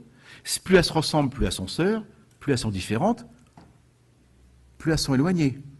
Et puis si on croit qu'il y a une seule langue commune, donc c'est un vieux précepte biblique qu'on appelle le monogénisme, et qui aujourd'hui est d'actualité dans notre domaine d'ailleurs, pour la génétique aussi, ça veut dire qu'il y a une origine commune et qu'il y a eu évolution et divergence. Eh bien vous avez le cœur de ce qui sera le socle de la systématique des classifications et donc des théories de l'évolution. Charles Darwin sera très intéressé par la linguistique comparée, qu'on appelle la linguistique historique aujourd'hui. Et vous savez qu'aujourd'hui, on reconstitue le peuplement de la Terre de notre espèce depuis 50 000 ans, comme j'ai évoqué rapidement, grâce aux langues et aux gènes. Et en fait, les arbres des langues et les arbres des gènes, en termes de parenté, sont les mêmes. Parce que les peuples se déplacent avec leurs gènes et leurs langues. Eh bien, ça commence là. Les fondements méthodologiques de ce qu'on appelle l'anatomie comparée et de reconstituer ce qu'on appelle une phylogénie, c'est-à-dire une histoire des relations entre des entités parentes, ça commence là avec Norman Bodo. Mais à côté de lui, il y a un autre type qui s'appelle James Hutton. Alors le grand Stephen Jay Gould, que vous connaissez de nom peut-être, qui est regretté, qui a disparu il y a exactement 10 ans. James Hutton, c'est le fondateur de la géologie moderne. C'est le premier à observer les paysages. Et le terme de géologie n'est pas encore inventé, parce que la géologie dite moderne, ce sera son successeur Charles Lyell. Mais James Hutton connaissait très bien Georges Buffon, qui lui aussi participera à cette aventure-là, et il est le premier à se dire, et ça c'est très newtonien dans cette approche, en termes d'épistémologie, que les forces qui modèlent la Terre sont des forces matérialistes. Donc il va concevoir ce qu'on appelle le concept d'actualisme, c'est-à-dire les forces qui agissent aujourd'hui dans la nature sont celles qui ont agi par le passé. Donc l'érosion éolienne, les dépôts éoliens, l'érosion fluviatile ou les dépôts fluviatiles, lacustres, maritimes, bon les glaciations ça sera un peu plus tard avec Agassiz à l'époque de Darwin, mais en attendant qu'est-ce qu'il dit? Si ces forces qui modèlent le paysage aujourd'hui sont celles qui ont agi par le passé, à ce moment-là la Terre est beaucoup plus ancienne. Et c'est la découverte du temps profond. The deep time. Et à partir du moment-là, du moment où vous dites qu'il y a un temps profond, donc un temps qui certainement commence à dépasser le temps des hommes, parce qu'en plus de ça, à cette époque-là, il y en a un autre, j'ai oublié son nom, qui commence à regarder ce qui se passe dans la Terre, mais il dit, tiens, mais c'est bizarre, on a des races de bonhommes avec des trucs qui ne sont pas d'aujourd'hui. Donc, la mise en place du temps profond, c'est ce que dira Buffon, qui est contemporain, le temps est le grand ouvrier de la nature. Donc ces gens-là sont en train de s'émanciper d'un point de vue philosophique avec David Hume des préceptes de la métaphysique. Ces gens-là sont en train de nous dire mais qu'il y a des forces matérialistes qui modèlent le paysage, ça ne sert à rien de faire intervenir le déluge ou des sanctions divines ou des choses de cet ordre-là. Ces gens-là nous disent que le temps est profond, donc ça peut changer que sur des forces matérialistes, donc tout seul. Et donc, vous avez la naissance, qu'on s'appellera la théologie naturelle. Bon, ça, c'est pas eux, parce qu'ils seront plutôt opposés. Mais, en tout cas, après ça, la théologie va pas cesser de courir après les sciences. Et c'est des gens qui commencent à installer l'idée que les peuples ont une histoire, au sens moderne du terme. Parce que vous avez un personnage là-dedans aussi. Il s'appelle Walter Scott. Eh ouais. Walter Scott, c'est quoi? C'est l'invention de ce qu'on appelle le roman national. L'histoire que vous avez apprise, nous, issus d'Auguste Comte, surtout de Michelet, c'est très récent, c'est une invention de la fin du 19e. Jeanne d'Arc et compagnie, on s'en foutait avant. Hein? Donc, ce qu'on appelle le roman national, c'est-à-dire qui va édifier l'esprit de la nation avec des héros, Roncevaux, tout ça, ça veut pas dire que Charlemagne n'a pas existé, mais c'est une reconstruction pour édifier la nation dans sa profondeur historique. Eh ben, le premier à faire ça, c'est qui? C'est Walter Scott. Ivanhoé. Toudou. On se souvient que d'Ivanhoé, nous, hein, mais c'est aussi... Donc, vous voyez, tout ça participe de la même pensée à cette époque-là. Donc, l'idée pour eux, effectivement, c'est le projet, évidemment, des Lumières aussi françaises, c'est-à-dire que les hommes prennent en main leur destinée et la responsabilité vis-à-vis donc de leur devenir et de la société. Donc, en se dégageant de ce qu'on appelle l'obscurantisme, en tout cas de l'assise des religions, mais comme vous savez, c'est toujours pas gagné. Mais derrière cela, eux, c'est intéressant, et contrairement aux Lumières françaises, ils y mettent les moyens. C'est-à-dire, en fait, contrairement aux Lumières françaises, où nous, on pense que tout va passer que par le politique, eux, ils mettent en place les mécanismes, comme dans la nature. L'actualisme, les mêmes forces, pas besoin d'aller chercher autre chose ailleurs. Donc voilà, donc cette modernité qui nous a échappé pendant si longtemps dans l'histoire de la pensée donc des Lumières en Europe. Alors attendez, je ne suis pas en train de minimiser les Lumières françaises, hein, c'est pas mon propos. Mais ce qui est quand même intéressant, c'est que, regardez, récemment, l'Europe a toujours été pour les Français, gouvernement de droite ou de gauche d'ailleurs, un prolongement de notre vision du progrès. Hein, la France qui étend sa vision au niveau de l'Europe. Et Angela Merkel nous a rappelé que l'économique, ça joue un rôle. Ouais, oui, on est en train aujourd'hui d'être confronté à ces deux traditions, comme je vous le disais. Alors, vous comprenez bien comment je suis arrivé là. Évidemment, c'est les Darwin. Et Charles Darwin, donc, va être éduqué, il va baigner, évidemment, dans cette ambiance utilitariste, dans cette vision matérialiste du monde. Lui-même ira faire sa médecine à Édimbourg, parce qu'évidemment, à cette époque-là aussi, Édimbourg, en philosophie, en économie, en mathématiques, est une des nations les plus en avance, mais aussi dans le domaine de la médecine, bien sûr. Et les Darwin, c'est une grande famille de médecins. Erasmus Darwin est un grand médecin, son père Robert est un grand médecin, et Charles Darwin va faire sa médecine, mais lui, il va échouer. Parce qu'il est un peu dégoûté de la manière dont ça se passe, il va tellement bien échouer qu'il va faire l'autre carrière que vous connaissez. Mais Charles, donc, évidemment, va être nourri de cette philosophie, de cette éthique, de forme de libéralisme. Alors, maintenant, avant de prendre vos questions, parce que, effectivement, il y a plus de questions dans ce que je vous ai proposé que de réponses cohérentes. Moi, ce qui m'intéressait, évidemment, c'est de regarder les fondements de cette pensée, et qui, je trouve aujourd'hui, d'une extraordinaire modernité, bien sûr, mais en plus de ça, d'une extraordinaire actualité. Car en fait, depuis que je me suis intéressé au monde économique et social, alors pas d'ailleurs par mon initiative, hein, ils sont venus chercher, on a parlé, ça a avancé, et ça marche.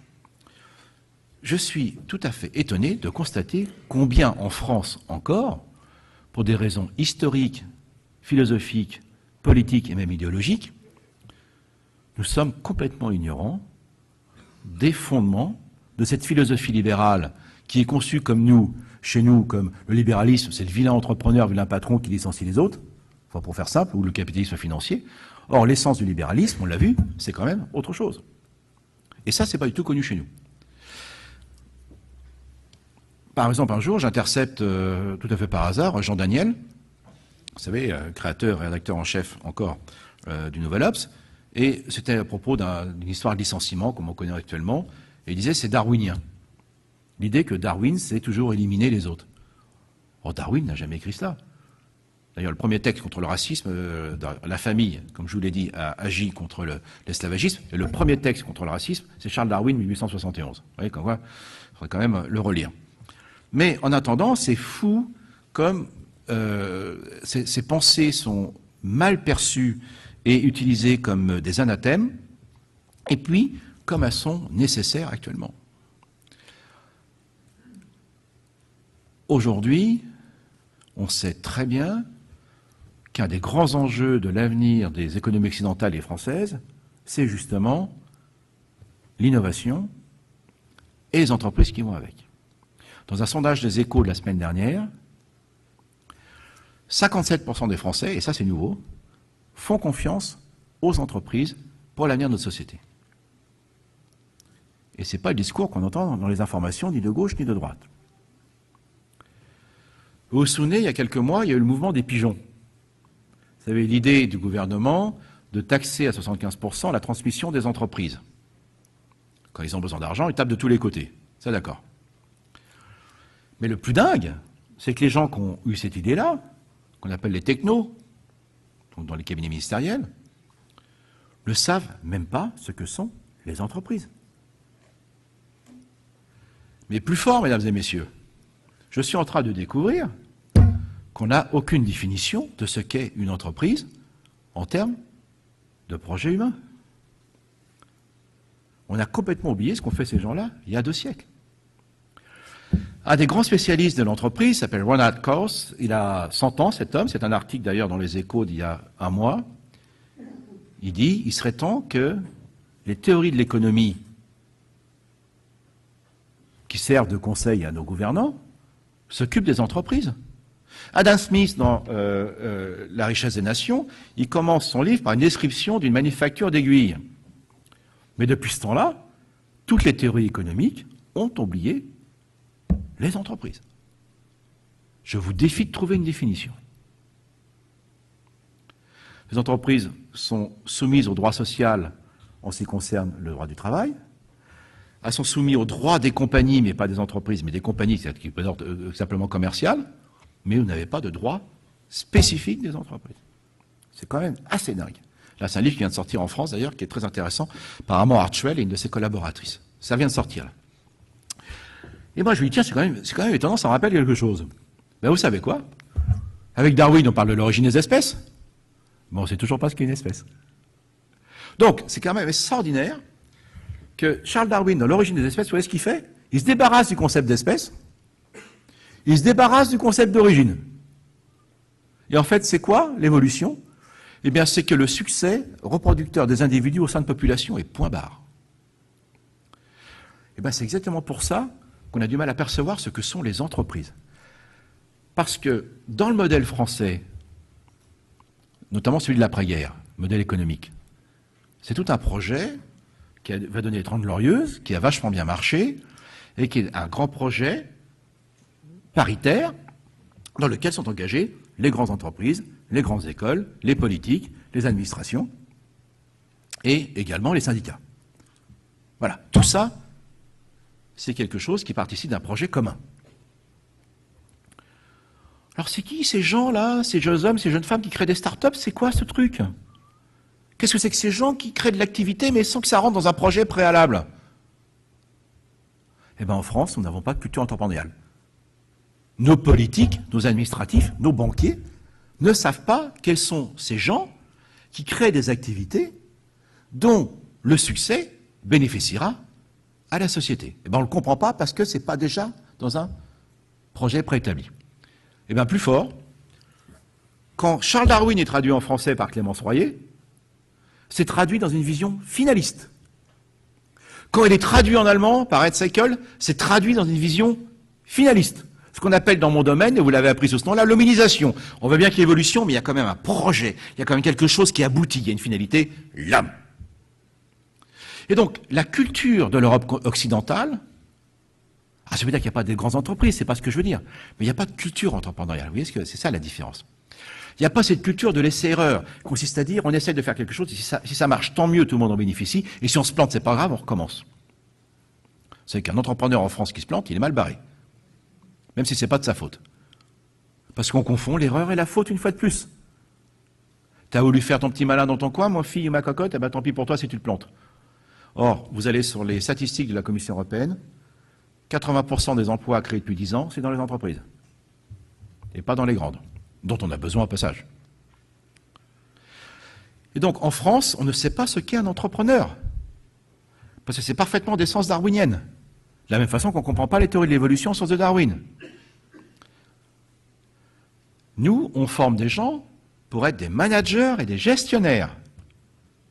Donc, dont on a besoin pour les grandes entreprises, mais qui ne peuvent faire qu'une seule chose, ils sont formés pour ça, rendre le plus performant possible un système qui existe déjà. Donc, on ne peut faire que l'innovation incrémentale. Par contre, nous sommes incapables de faire l'innovation de rupture, c'est-à-dire de créer une nouvelle filière, parce que ça, c'est parfaitement darwinien. Donc c'est pour ça qu'en Europe, alors qu'on a encore des meilleurs systèmes éducatifs au monde, pour des raisons culturelles, en Europe continentale, on ne sera jamais foutu d'avoir Facebook, Google, Intel, Gentech et compagnie.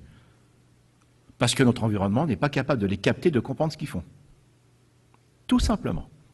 Donc vous voyez, cette différence entre les lumières françaises et les lumières écossaises, en fait, elles intègrent un ensemble de perceptions du monde qui sont quand même très très larges, de représentation au sens anthropologique du terme, qui touchent en fait à l'ensemble des acteurs d'une société, les penseurs, les politiques, les administratifs, les entrepreneurs et les autres.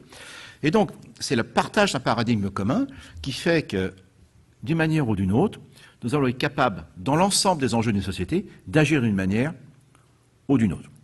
Donc moi, ce qui me trouble énormément, c'est que déjà sur des enjeux d'aujourd'hui, sur les questions de société, sur les questions de l'entrepreneuriat, sur les questions des droits, des femmes, des handicapés, etc., on voit bien que ces questions étaient déjà remarquablement posées et en partie résolues dans le cadre de ce petit monde du nord de l'Angleterre et du sud de l'Écosse, et que depuis, pour des raisons des aléas de l'histoire, des idéologies, des conservatismes, eh bien on s'aperçoit que dans beaucoup de domaines, on n'a pas beaucoup avancé. Donc en quoi le progrès, vous voyez, c'est pas une évidence, hein, c'est pas une loi, c'est quelque chose qui doit toujours être l'objet de nos vigilances et évidemment de considérer que les lumières françaises c'est très important, mais que d'autres aussi y ont pensé, mais qu'effectivement elles sont complémentaires, puisque nous on est plus dans une tradition des grands projets, des humanités, d'un universalisme qui nous conforte d'ailleurs sur l'idée qu'on a toujours raison, ça c'est un peu embêtant quand même parfois, et puis on en a d'autres, eux, qui étaient plutôt sur des mécanismes, sur le mise en œuvre,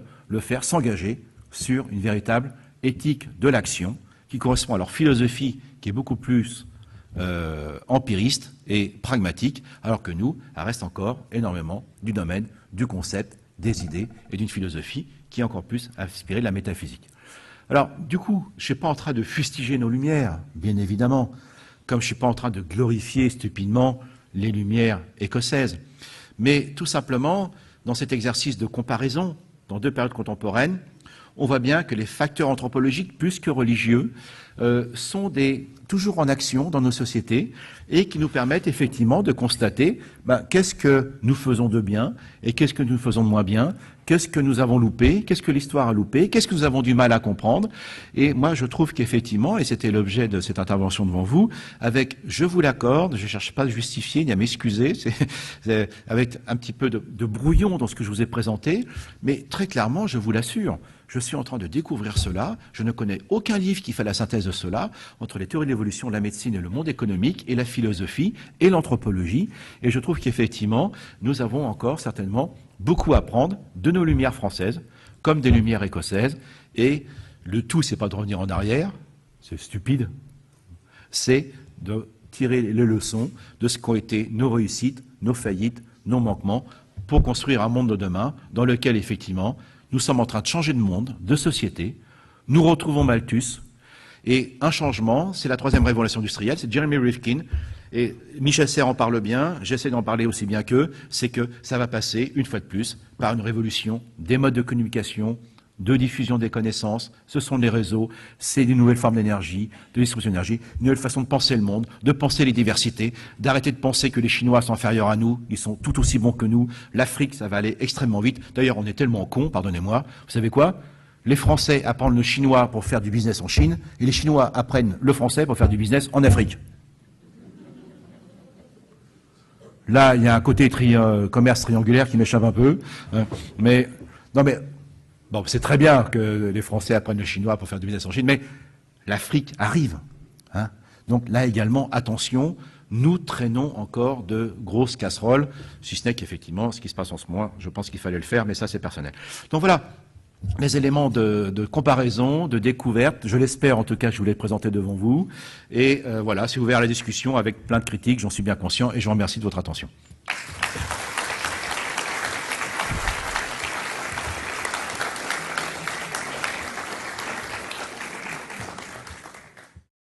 Est-ce qu'il y a un lien, et quel est ce lien, de ces gens des Lumières écossaises avec la franc-maçonnerie? Oh, ben bien évidemment, bien sûr. Alors, je n'ai pas cité tout le monde, pardonnez-moi, mais il y avait un ami personnel, et ils étaient amis pour la vie, hein, un ami personnel d'Erasmus Darwin, c'est Benjamin Franklin. Évidemment, tout le mouvement franc-maçonnique émerge dans le monde anglo-saxon, enfin en Angleterre, en Écosse, avec la révolution industrielle, mais au début du XVIIIe, c'est fort ancien. Et évidemment, il va se déployer dans ses formes plus modernes à cette époque-là. Évidemment, ils étaient francs-maçons. Ils étaient extrêmement actifs. Et en l'occurrence, les Lumières écossaises vont avoir énormément d'influence sur ce que sera la démocratie américaine. Parce que Benjamin Franklin repassera plusieurs fois devant ce club de la Lune, etc. Mais également Jefferson. Et donc, ce creuset, évidemment, va avoir énormément d'influence, notamment aussi dans les universités américaine. Donc vous avez tout à fait raison, monsieur, parce que dans quelques propos que j'ai évoqués tout à l'heure, résonnaient effectivement ces différentes obédiences de la franc-maçonnerie. Alors non, on sent tomber dans... il y a le rite écossais, bien sûr, mais ça c'est un peu plus compliqué, c'est pas la révolution industrielle. Mais en tout cas, moi je suis pas franc-maçon, je dis très clairement, mais j'ai rien contre eux, parce que je fais des conférences pour le Grand Orient, ou GLNF, donc j'entends très bien avec eux. Sauf évidemment, s'ils commencent à débouler avec le grand architecte, là, on va commencer à se coincer. Mais après tout, pourquoi pas? Moi, je m'en fous. Vous savez, que les gens arrivent aux mêmes actions éthiques, morales et humanistes par Dieu, ou le grand architecte, ou par l'athéisme, moi, ça me va. Moi, ce que je vois, c'est les buts. Ok, les objectifs. Donc voilà, nous sommes une diversité. Moi, j'ai appris, vous savez, dans les querelles avec le retour des fondamentalismes religieux, que le piège que nous tendent les fondamentalistes, je ne dis pas les croyants, les fondamentalistes, c'est de faire croire qu'il y a opposition philosophie, science ou religion. Non, non, non, non, non. Une analyse plus fine nous montre qu'au sein des religions, des philosophies et des sciences, vous avez des courants de pensée plus profonds, plus anthropologiques, qui méritent des analyses plus fines. Et je pense par exemple à Philippe Descola du Collège de France, qui a fait un magnifique travail là-dessus, qui montre que, ça nous trouble ça d'ailleurs, cher monsieur, que nos ontologies fondamentales, alors ontologie c'est quoi ? C'est ce qui donne du sens à notre vie, notre rapport au cosmos. C'est le sens de la vie en tant qu'être. Donc, l'ontologie, c'est une partie de la métaphysique. Donc, et qui est utile. Ça, je veux que c'est vraiment le propre de l'homme. Je ne connais pas la métaphysique du chimpanzé, mais on ne sait jamais avec eux. Voilà. Mais en attendant, dans tout cela, rendez-vous compte, nos grands programmes scientifiques sont encore dictés par nos ontologies fondamentales. La France, qui est un pays très cartésien, mal compris, une fois de plus, Descartes, c'est quand même plus compliqué, je vous l'accorde, mais il y a du mauvais Descartes, comme il y a du mauvais Darwin, ou du mauvais Malthus, même si c'est pas de leur faute d'ailleurs. Mais la France, c'est l'animal machine. Eh bien, il faut qu'on apporte la preuve, nous les scientifiques, que les chimpanzés ont des cultures, au nom d'une croyance ontologique qui n'a rien à voir avec une observation dans la nature. Et moi, je dis mes copains philosophes, attendez, les chimpanzés utilisent des outils, c'est pas parce qu'ils ont envie d'embêter Heidegger ou Descartes. Ils s'en foutent. Ils veulent bouffer des noix. Donc l'ontologie, ça ne les intéresse pas. Mais alors, les Japonais, eux, c'est tout à fait l'inverse. Les Japonais, ils sont animistes. Le shintoïsme est d'essence animiste. Et donc, pour eux, toute la nature, c'est un même esprit. C'est pas l'anthropomorphisme. C'est que c'est un même esprit qui diffère par la forme. Et pour eux, en raison de leur croyance fondamentale, que les macaques et des cultures, nos problèmes. Donc, vous voyez, en science, nous avons des discussions, alors qu'elles devraient être basées que sur des faits observés par une diversité d'hommes et de femmes, nous avons des discussions qui sont fondées sur des ontologies fondamentales qui n'émènent pas du tout du champ de la science. Le tout, c'est le savoir. Et après ça, on commence à s'entendre. Donc, vous voyez, notre rationalité, Blaise Pascal l'avait dit, notre rationalité, c'est quoi? La rationalité, c'est une courtisane qui se met au service de nos croyances fondamentales. De tout le savoir. Alors après, il y a différentes façons d'utiliser la rationalité. D'un point de vue de la philosophie, d'un point de vue des sciences, etc. Donc voilà. Ou la rationalité économique, tiens. Ça, c'est vachement intéressant. L'homo economicus, qui est l'agent économique rationnel. C'est une autre rationalité. Ça veut dire qu'un individu, lorsqu'il fait une opération marchande, donc un deal, pour parler de façon branchée, il essaie de maximiser son profit par rapport à l'autre. Ça marche, vous êtes sur un coût unique. Ce qu'on continue à apprendre hier dans les écoles de commerce françaises. Et les singes sont moins stupides, comme nos macaques de tout à l'heure. Je fais un deal, je dois tirer un bénéfice, mais j'ai aucun intérêt à spolier l'autre, parce que le prochain coup, c'est peut-être lui qui va me faire le deal. Et donc on a mobilisé la théorie des jeux, on a fait des tests dans toutes les cultures humaines, même chez les singes, et bien on s'aperçoit que les individus agissent dans une relation à l'autre, de telle sorte effectivement ils en tirent un bénéfice, mais sans jamais frustrer l'autre et faire en sorte qu'effectivement ils peuvent maintenir une relation donc de continuité. Donc vous voyez là, donc s'il faut bien comprendre, c'est la rationalité d'Homo economicus, d'ailleurs c'est le titre Homo economicus du dernier livre de Daniel Cohen, c'est un principe sur lequel on peut expérimenter, mais ça ne veut pas dire que c'est la vérité. Donc on confond une base épistémologique qui nous permet de modéliser avec ce qu'est la réalité. C'est pareil chez nous, le gène égoïste. Au bout du bout, dans l'évolution, c'est les gènes qui se diffusent. Soyons clairs. Mais une fois qu'on a dit ça, c'est beaucoup plus compliqué. C'est pas qu'une affaire de gènes. Mais c'est le seul modèle sur lequel on peut travailler. Donc vous voyez, tout ça c'est intéressant. Souvent, les confusions que nous avons dans les débats, c'est parce que les positions épistémologiques entre ces différentes formes de rationalité ne sont pas posées, donc ce qui fait que les gens, par exemple, entre les naturalistes comme moi et les philosophes, ils parlent de l'animal, mais ils ne parlent pas du tout de la même chose. Les uns parlent d'un concept ontologique, les autres parlent des animaux. Une fois qu'on a clarifié ça, on peut déjà commencer à parler de manière un peu plus intelligente. Mais aujourd'hui, je suis consterné parce qu'on n'a plus de débat. Regardez, par exemple, sur les gaz de schiste.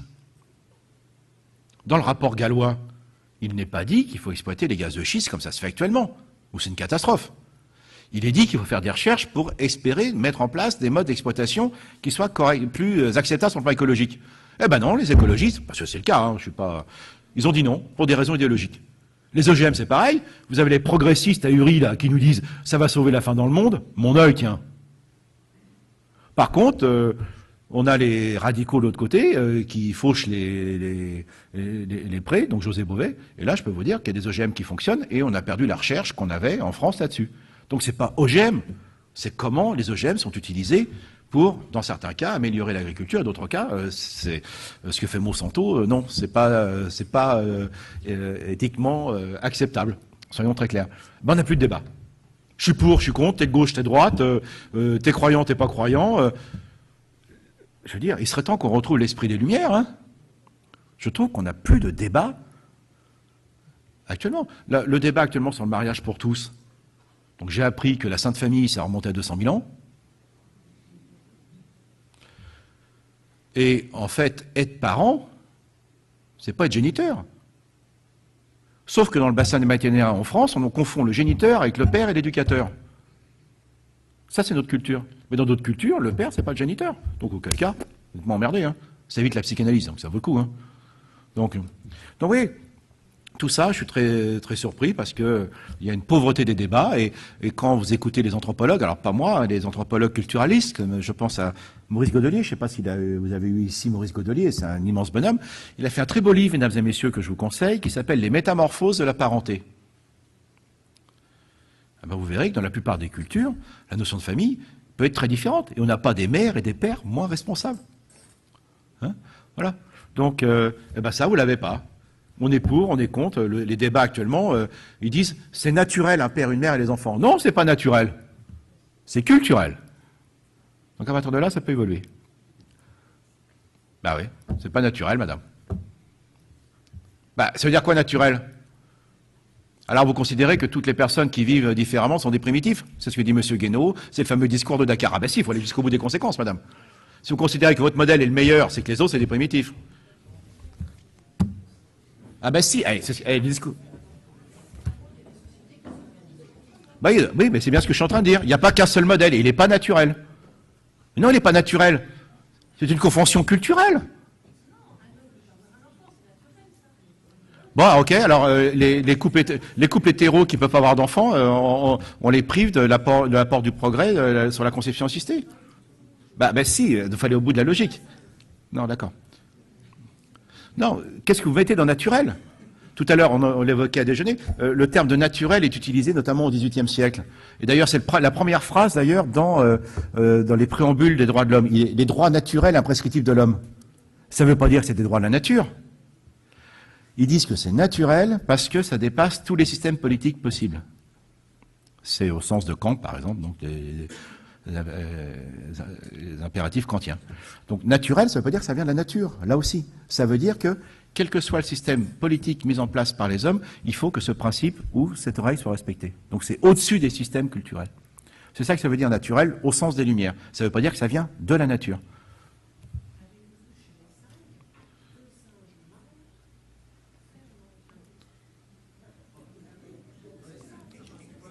Mais madame,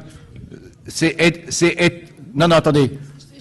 Si vous Oui, dites mais que madame, ça moi ce que je vois existe, chez les hommes, c'est qu'il y a des pères qui sont des géniteurs et qui s'occupent pas de leurs enfants. Absolument. Donc moi je préfère deux mâles qui s'occupent d'un enfant, Mais moi qui ne peuvent pas aussi. procréer, qu'un géniteur qui se tire et qui s'occupe pas de sa famille. Mais moi aussi, monsieur, moi ce qui mais- m'intéresse, c'est la notion de parenté et pas de génétique. Non, mais moi aussi, monsieur, je condamnerais les pères qui ne s'occupent pas de leurs enfants. Mais si vous Ah ben me c'est des montrez- mâles, hein, c'est des pères, hein, c'est Mais naturel. Oui, mais si vous me montrez que deux chimpanzés. Mais j'ai par pas à vous le exemple, montrer, vous ont le fait savez des bien. petits, bon ben alors. Et alors, Mais, bon, voilà, écoutez, je il y a- rentre pas alors dans- écoutez, pour les femmes là, c'est quand même pas mal la pilule. Mais Eh ben, la absolument. nature nous dit que si vous faites l'amour, vous allez avoir un enfant. Ben, on arrête la pilule parce que c'est naturel que vous fassiez des gosses à chaque rapport pas sexuel. du tout, la pilule c'est très bien. Bah alors, mais c'est pas naturel, madame. L'IVG c'est Madame, mal oh, non j'ai plus. jamais vu de pilule chez les singes. Les singes prennent pas la pilule, donc on arrête. Mais les singes prennent pas la pilule. Alors on arrête, parce que c'est naturel. Pardon? Donc vous voyez, le débat n'est pas simple. Ben, alors ça, Thomas Hobbes, madame, philosophe des Lumières écossaise, il disait ce qu'on appelle l'erreur du naturaliste, et ça c'est très important dans le débat, parce que c'est pas parce que quelque chose est dans la nature ou pas, que c'est bon ou pas dans les deux sens pour les sociétés humaines. Hein, donc ça c'est ce qu'on appelle l'erreur du naturaliste.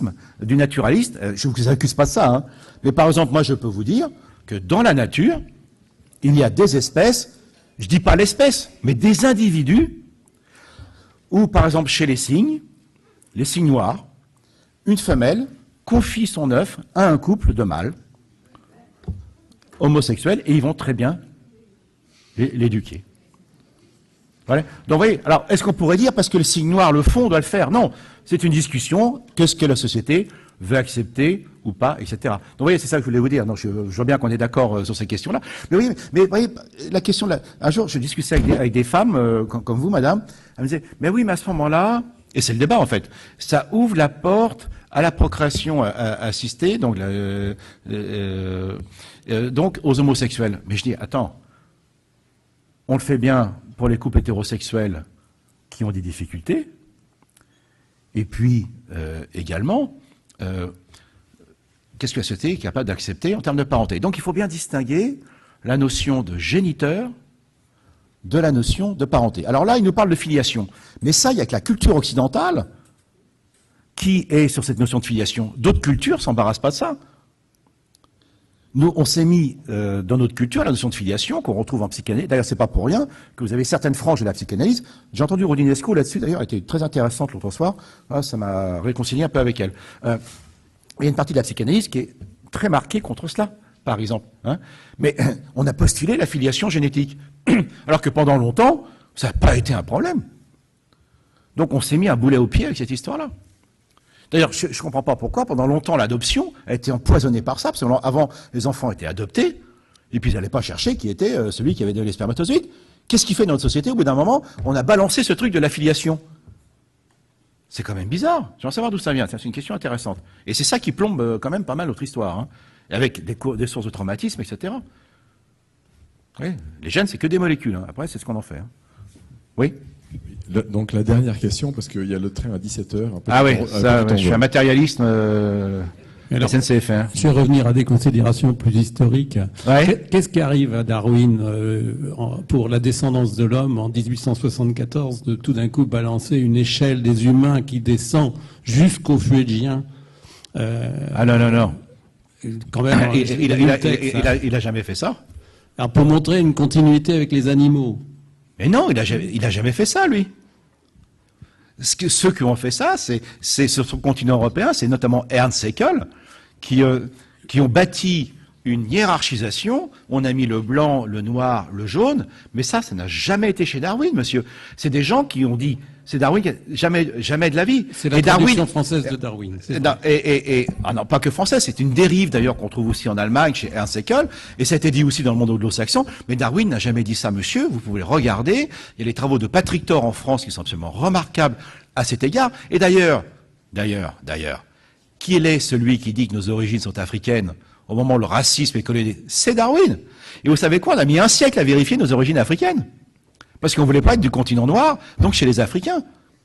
Et Darwin, comme je vous le disais, donc, il s'est vraiment beaucoup fâché avec Fitzroy sur le bateau, le Beagle, sur cette affaire-là. Et je vous l'ai dit, lui, il a une description, c'est le premier à comprendre que tous les Amérindiens ont une même origine, et il décrit ces hommes et ces femmes d'une manière absolument extraordinaire. Et, donc, et je peux vous dire, il a des mots extrêmement durs contre les Blancs, contre les esclavagistes qui dérogent. Alors, l'histoire des Fuégiens, elle est intéressante, monsieur, merci de l'évoquer, parce que ça a été un petit peu extrait, ce truc-là. Parce qu'au cours de son voyage précédent, Fitzroy avait embarqué, en leur demandant, évidemment, ils étaient volontaires, on les a pas forcés, à 3 Fuégiens, 4 d'ailleurs, de venir à la cour d'Angleterre. Alors ça, c'est un vieux truc, hein. Par exemple, la princesse Pocahontas, hein.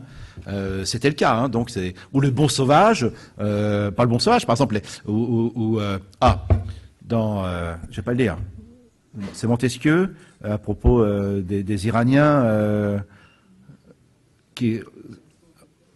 les Persans, voilà, c'est ça, voilà. Donc c'était l'Occident qui a inventé le racisme aussi, qui a inventé l'ethnographie. Hein. On a les deux, hein. Il y a des tensions entre les deux. L'intérêt pour l'autre et aussi la tentation perverse de la hiérarchisation. Or ça, c'est une invention récente, c'était pas le cas au XVIIIe. Le XVIIIe, c'est le Bon Sauvage. C'est le XIXe, vous avez raison, monsieur, qui invente le primitif. Parce que la vision de progrès a hiérarchisé en fonction des niveaux technologiques. Et vous imaginez que plus on descendait, plus ça se dégradait. Alors nous, qu'on a récupéré en préhistoire, c'est l'image glauque des hommes de la préhistoire. C'est bien de là. Hein. Et là, donc, en effet, ces Fuégiens viennent en Angleterre, ils sont présentés à la cour de George III, ils sont éduqués, et Darwin, donc, va rembarquer avec eux. Il n'y en aura plus que 3, parce qu'il y en a un qui est mort de tuberculose, malheureusement, et il dira, ce sont des gentlemen. Ces gens-là sont parfaitement éduqués. Mais où est le choc? C'est que, comme c'était convenu, ils reviennent à la terre de feu, ils débarquent les 3 Fuégiens, et ils repassent quelques mois plus tard. Et là, ils les trouvent dans un état de décomposition, et des 2 chéances, donc, et Darwin est complètement effaré de constater combien, dit-il, l'homme, mais pas les Fuégiens en tant que tels, l'homme est capable de redescendre à un niveau primitif. C'est ça qu'il dit, Darwin. Mais ce sont le cas des Fuégiens, mais 10 pages plus loin, monsieur, avec le même bateau, au même endroit, il récupère des naufragés qui en fait étaient des mutins qui avaient été débarqués d'un baleinier, et des blancs. Et là, Darwin a des mots terribles vis-à-vis de ces hommes. Vous voyez? Donc, attention, ces extraits ont été manipulés par rapport à ça. Alors, je ne dis pas que Darwin est un saint, mais il y a vraiment toute une école, en France, Patrick Thor, une école américaine, qui montre bien que Darwin est vraiment contre le racisme naissant, qui va utiliser ces théories pour justifier le colonialisme sur une vision évolutionniste qu'on appellera justement l'évolutionnisme culturel. Voilà. Donc merci de rappeler parce que il y a vraiment eu beaucoup de confusion. Mais il y a une très belle traduction du livre de Darwin, hein, par Patrick Thor. Regardez ce livre. C'est absolument remarquable. Et en fait, c'est un plaidoyer donc qui prolonge le combat de sa famille contre l'esclavagisme et le racisme, en fait, une invention récente. Voilà, bien, écoute, je pense qu'on va interrompre pour pouvoir prendre ton merci. train. Merci mesdames et messieurs. Voilà, merci encore.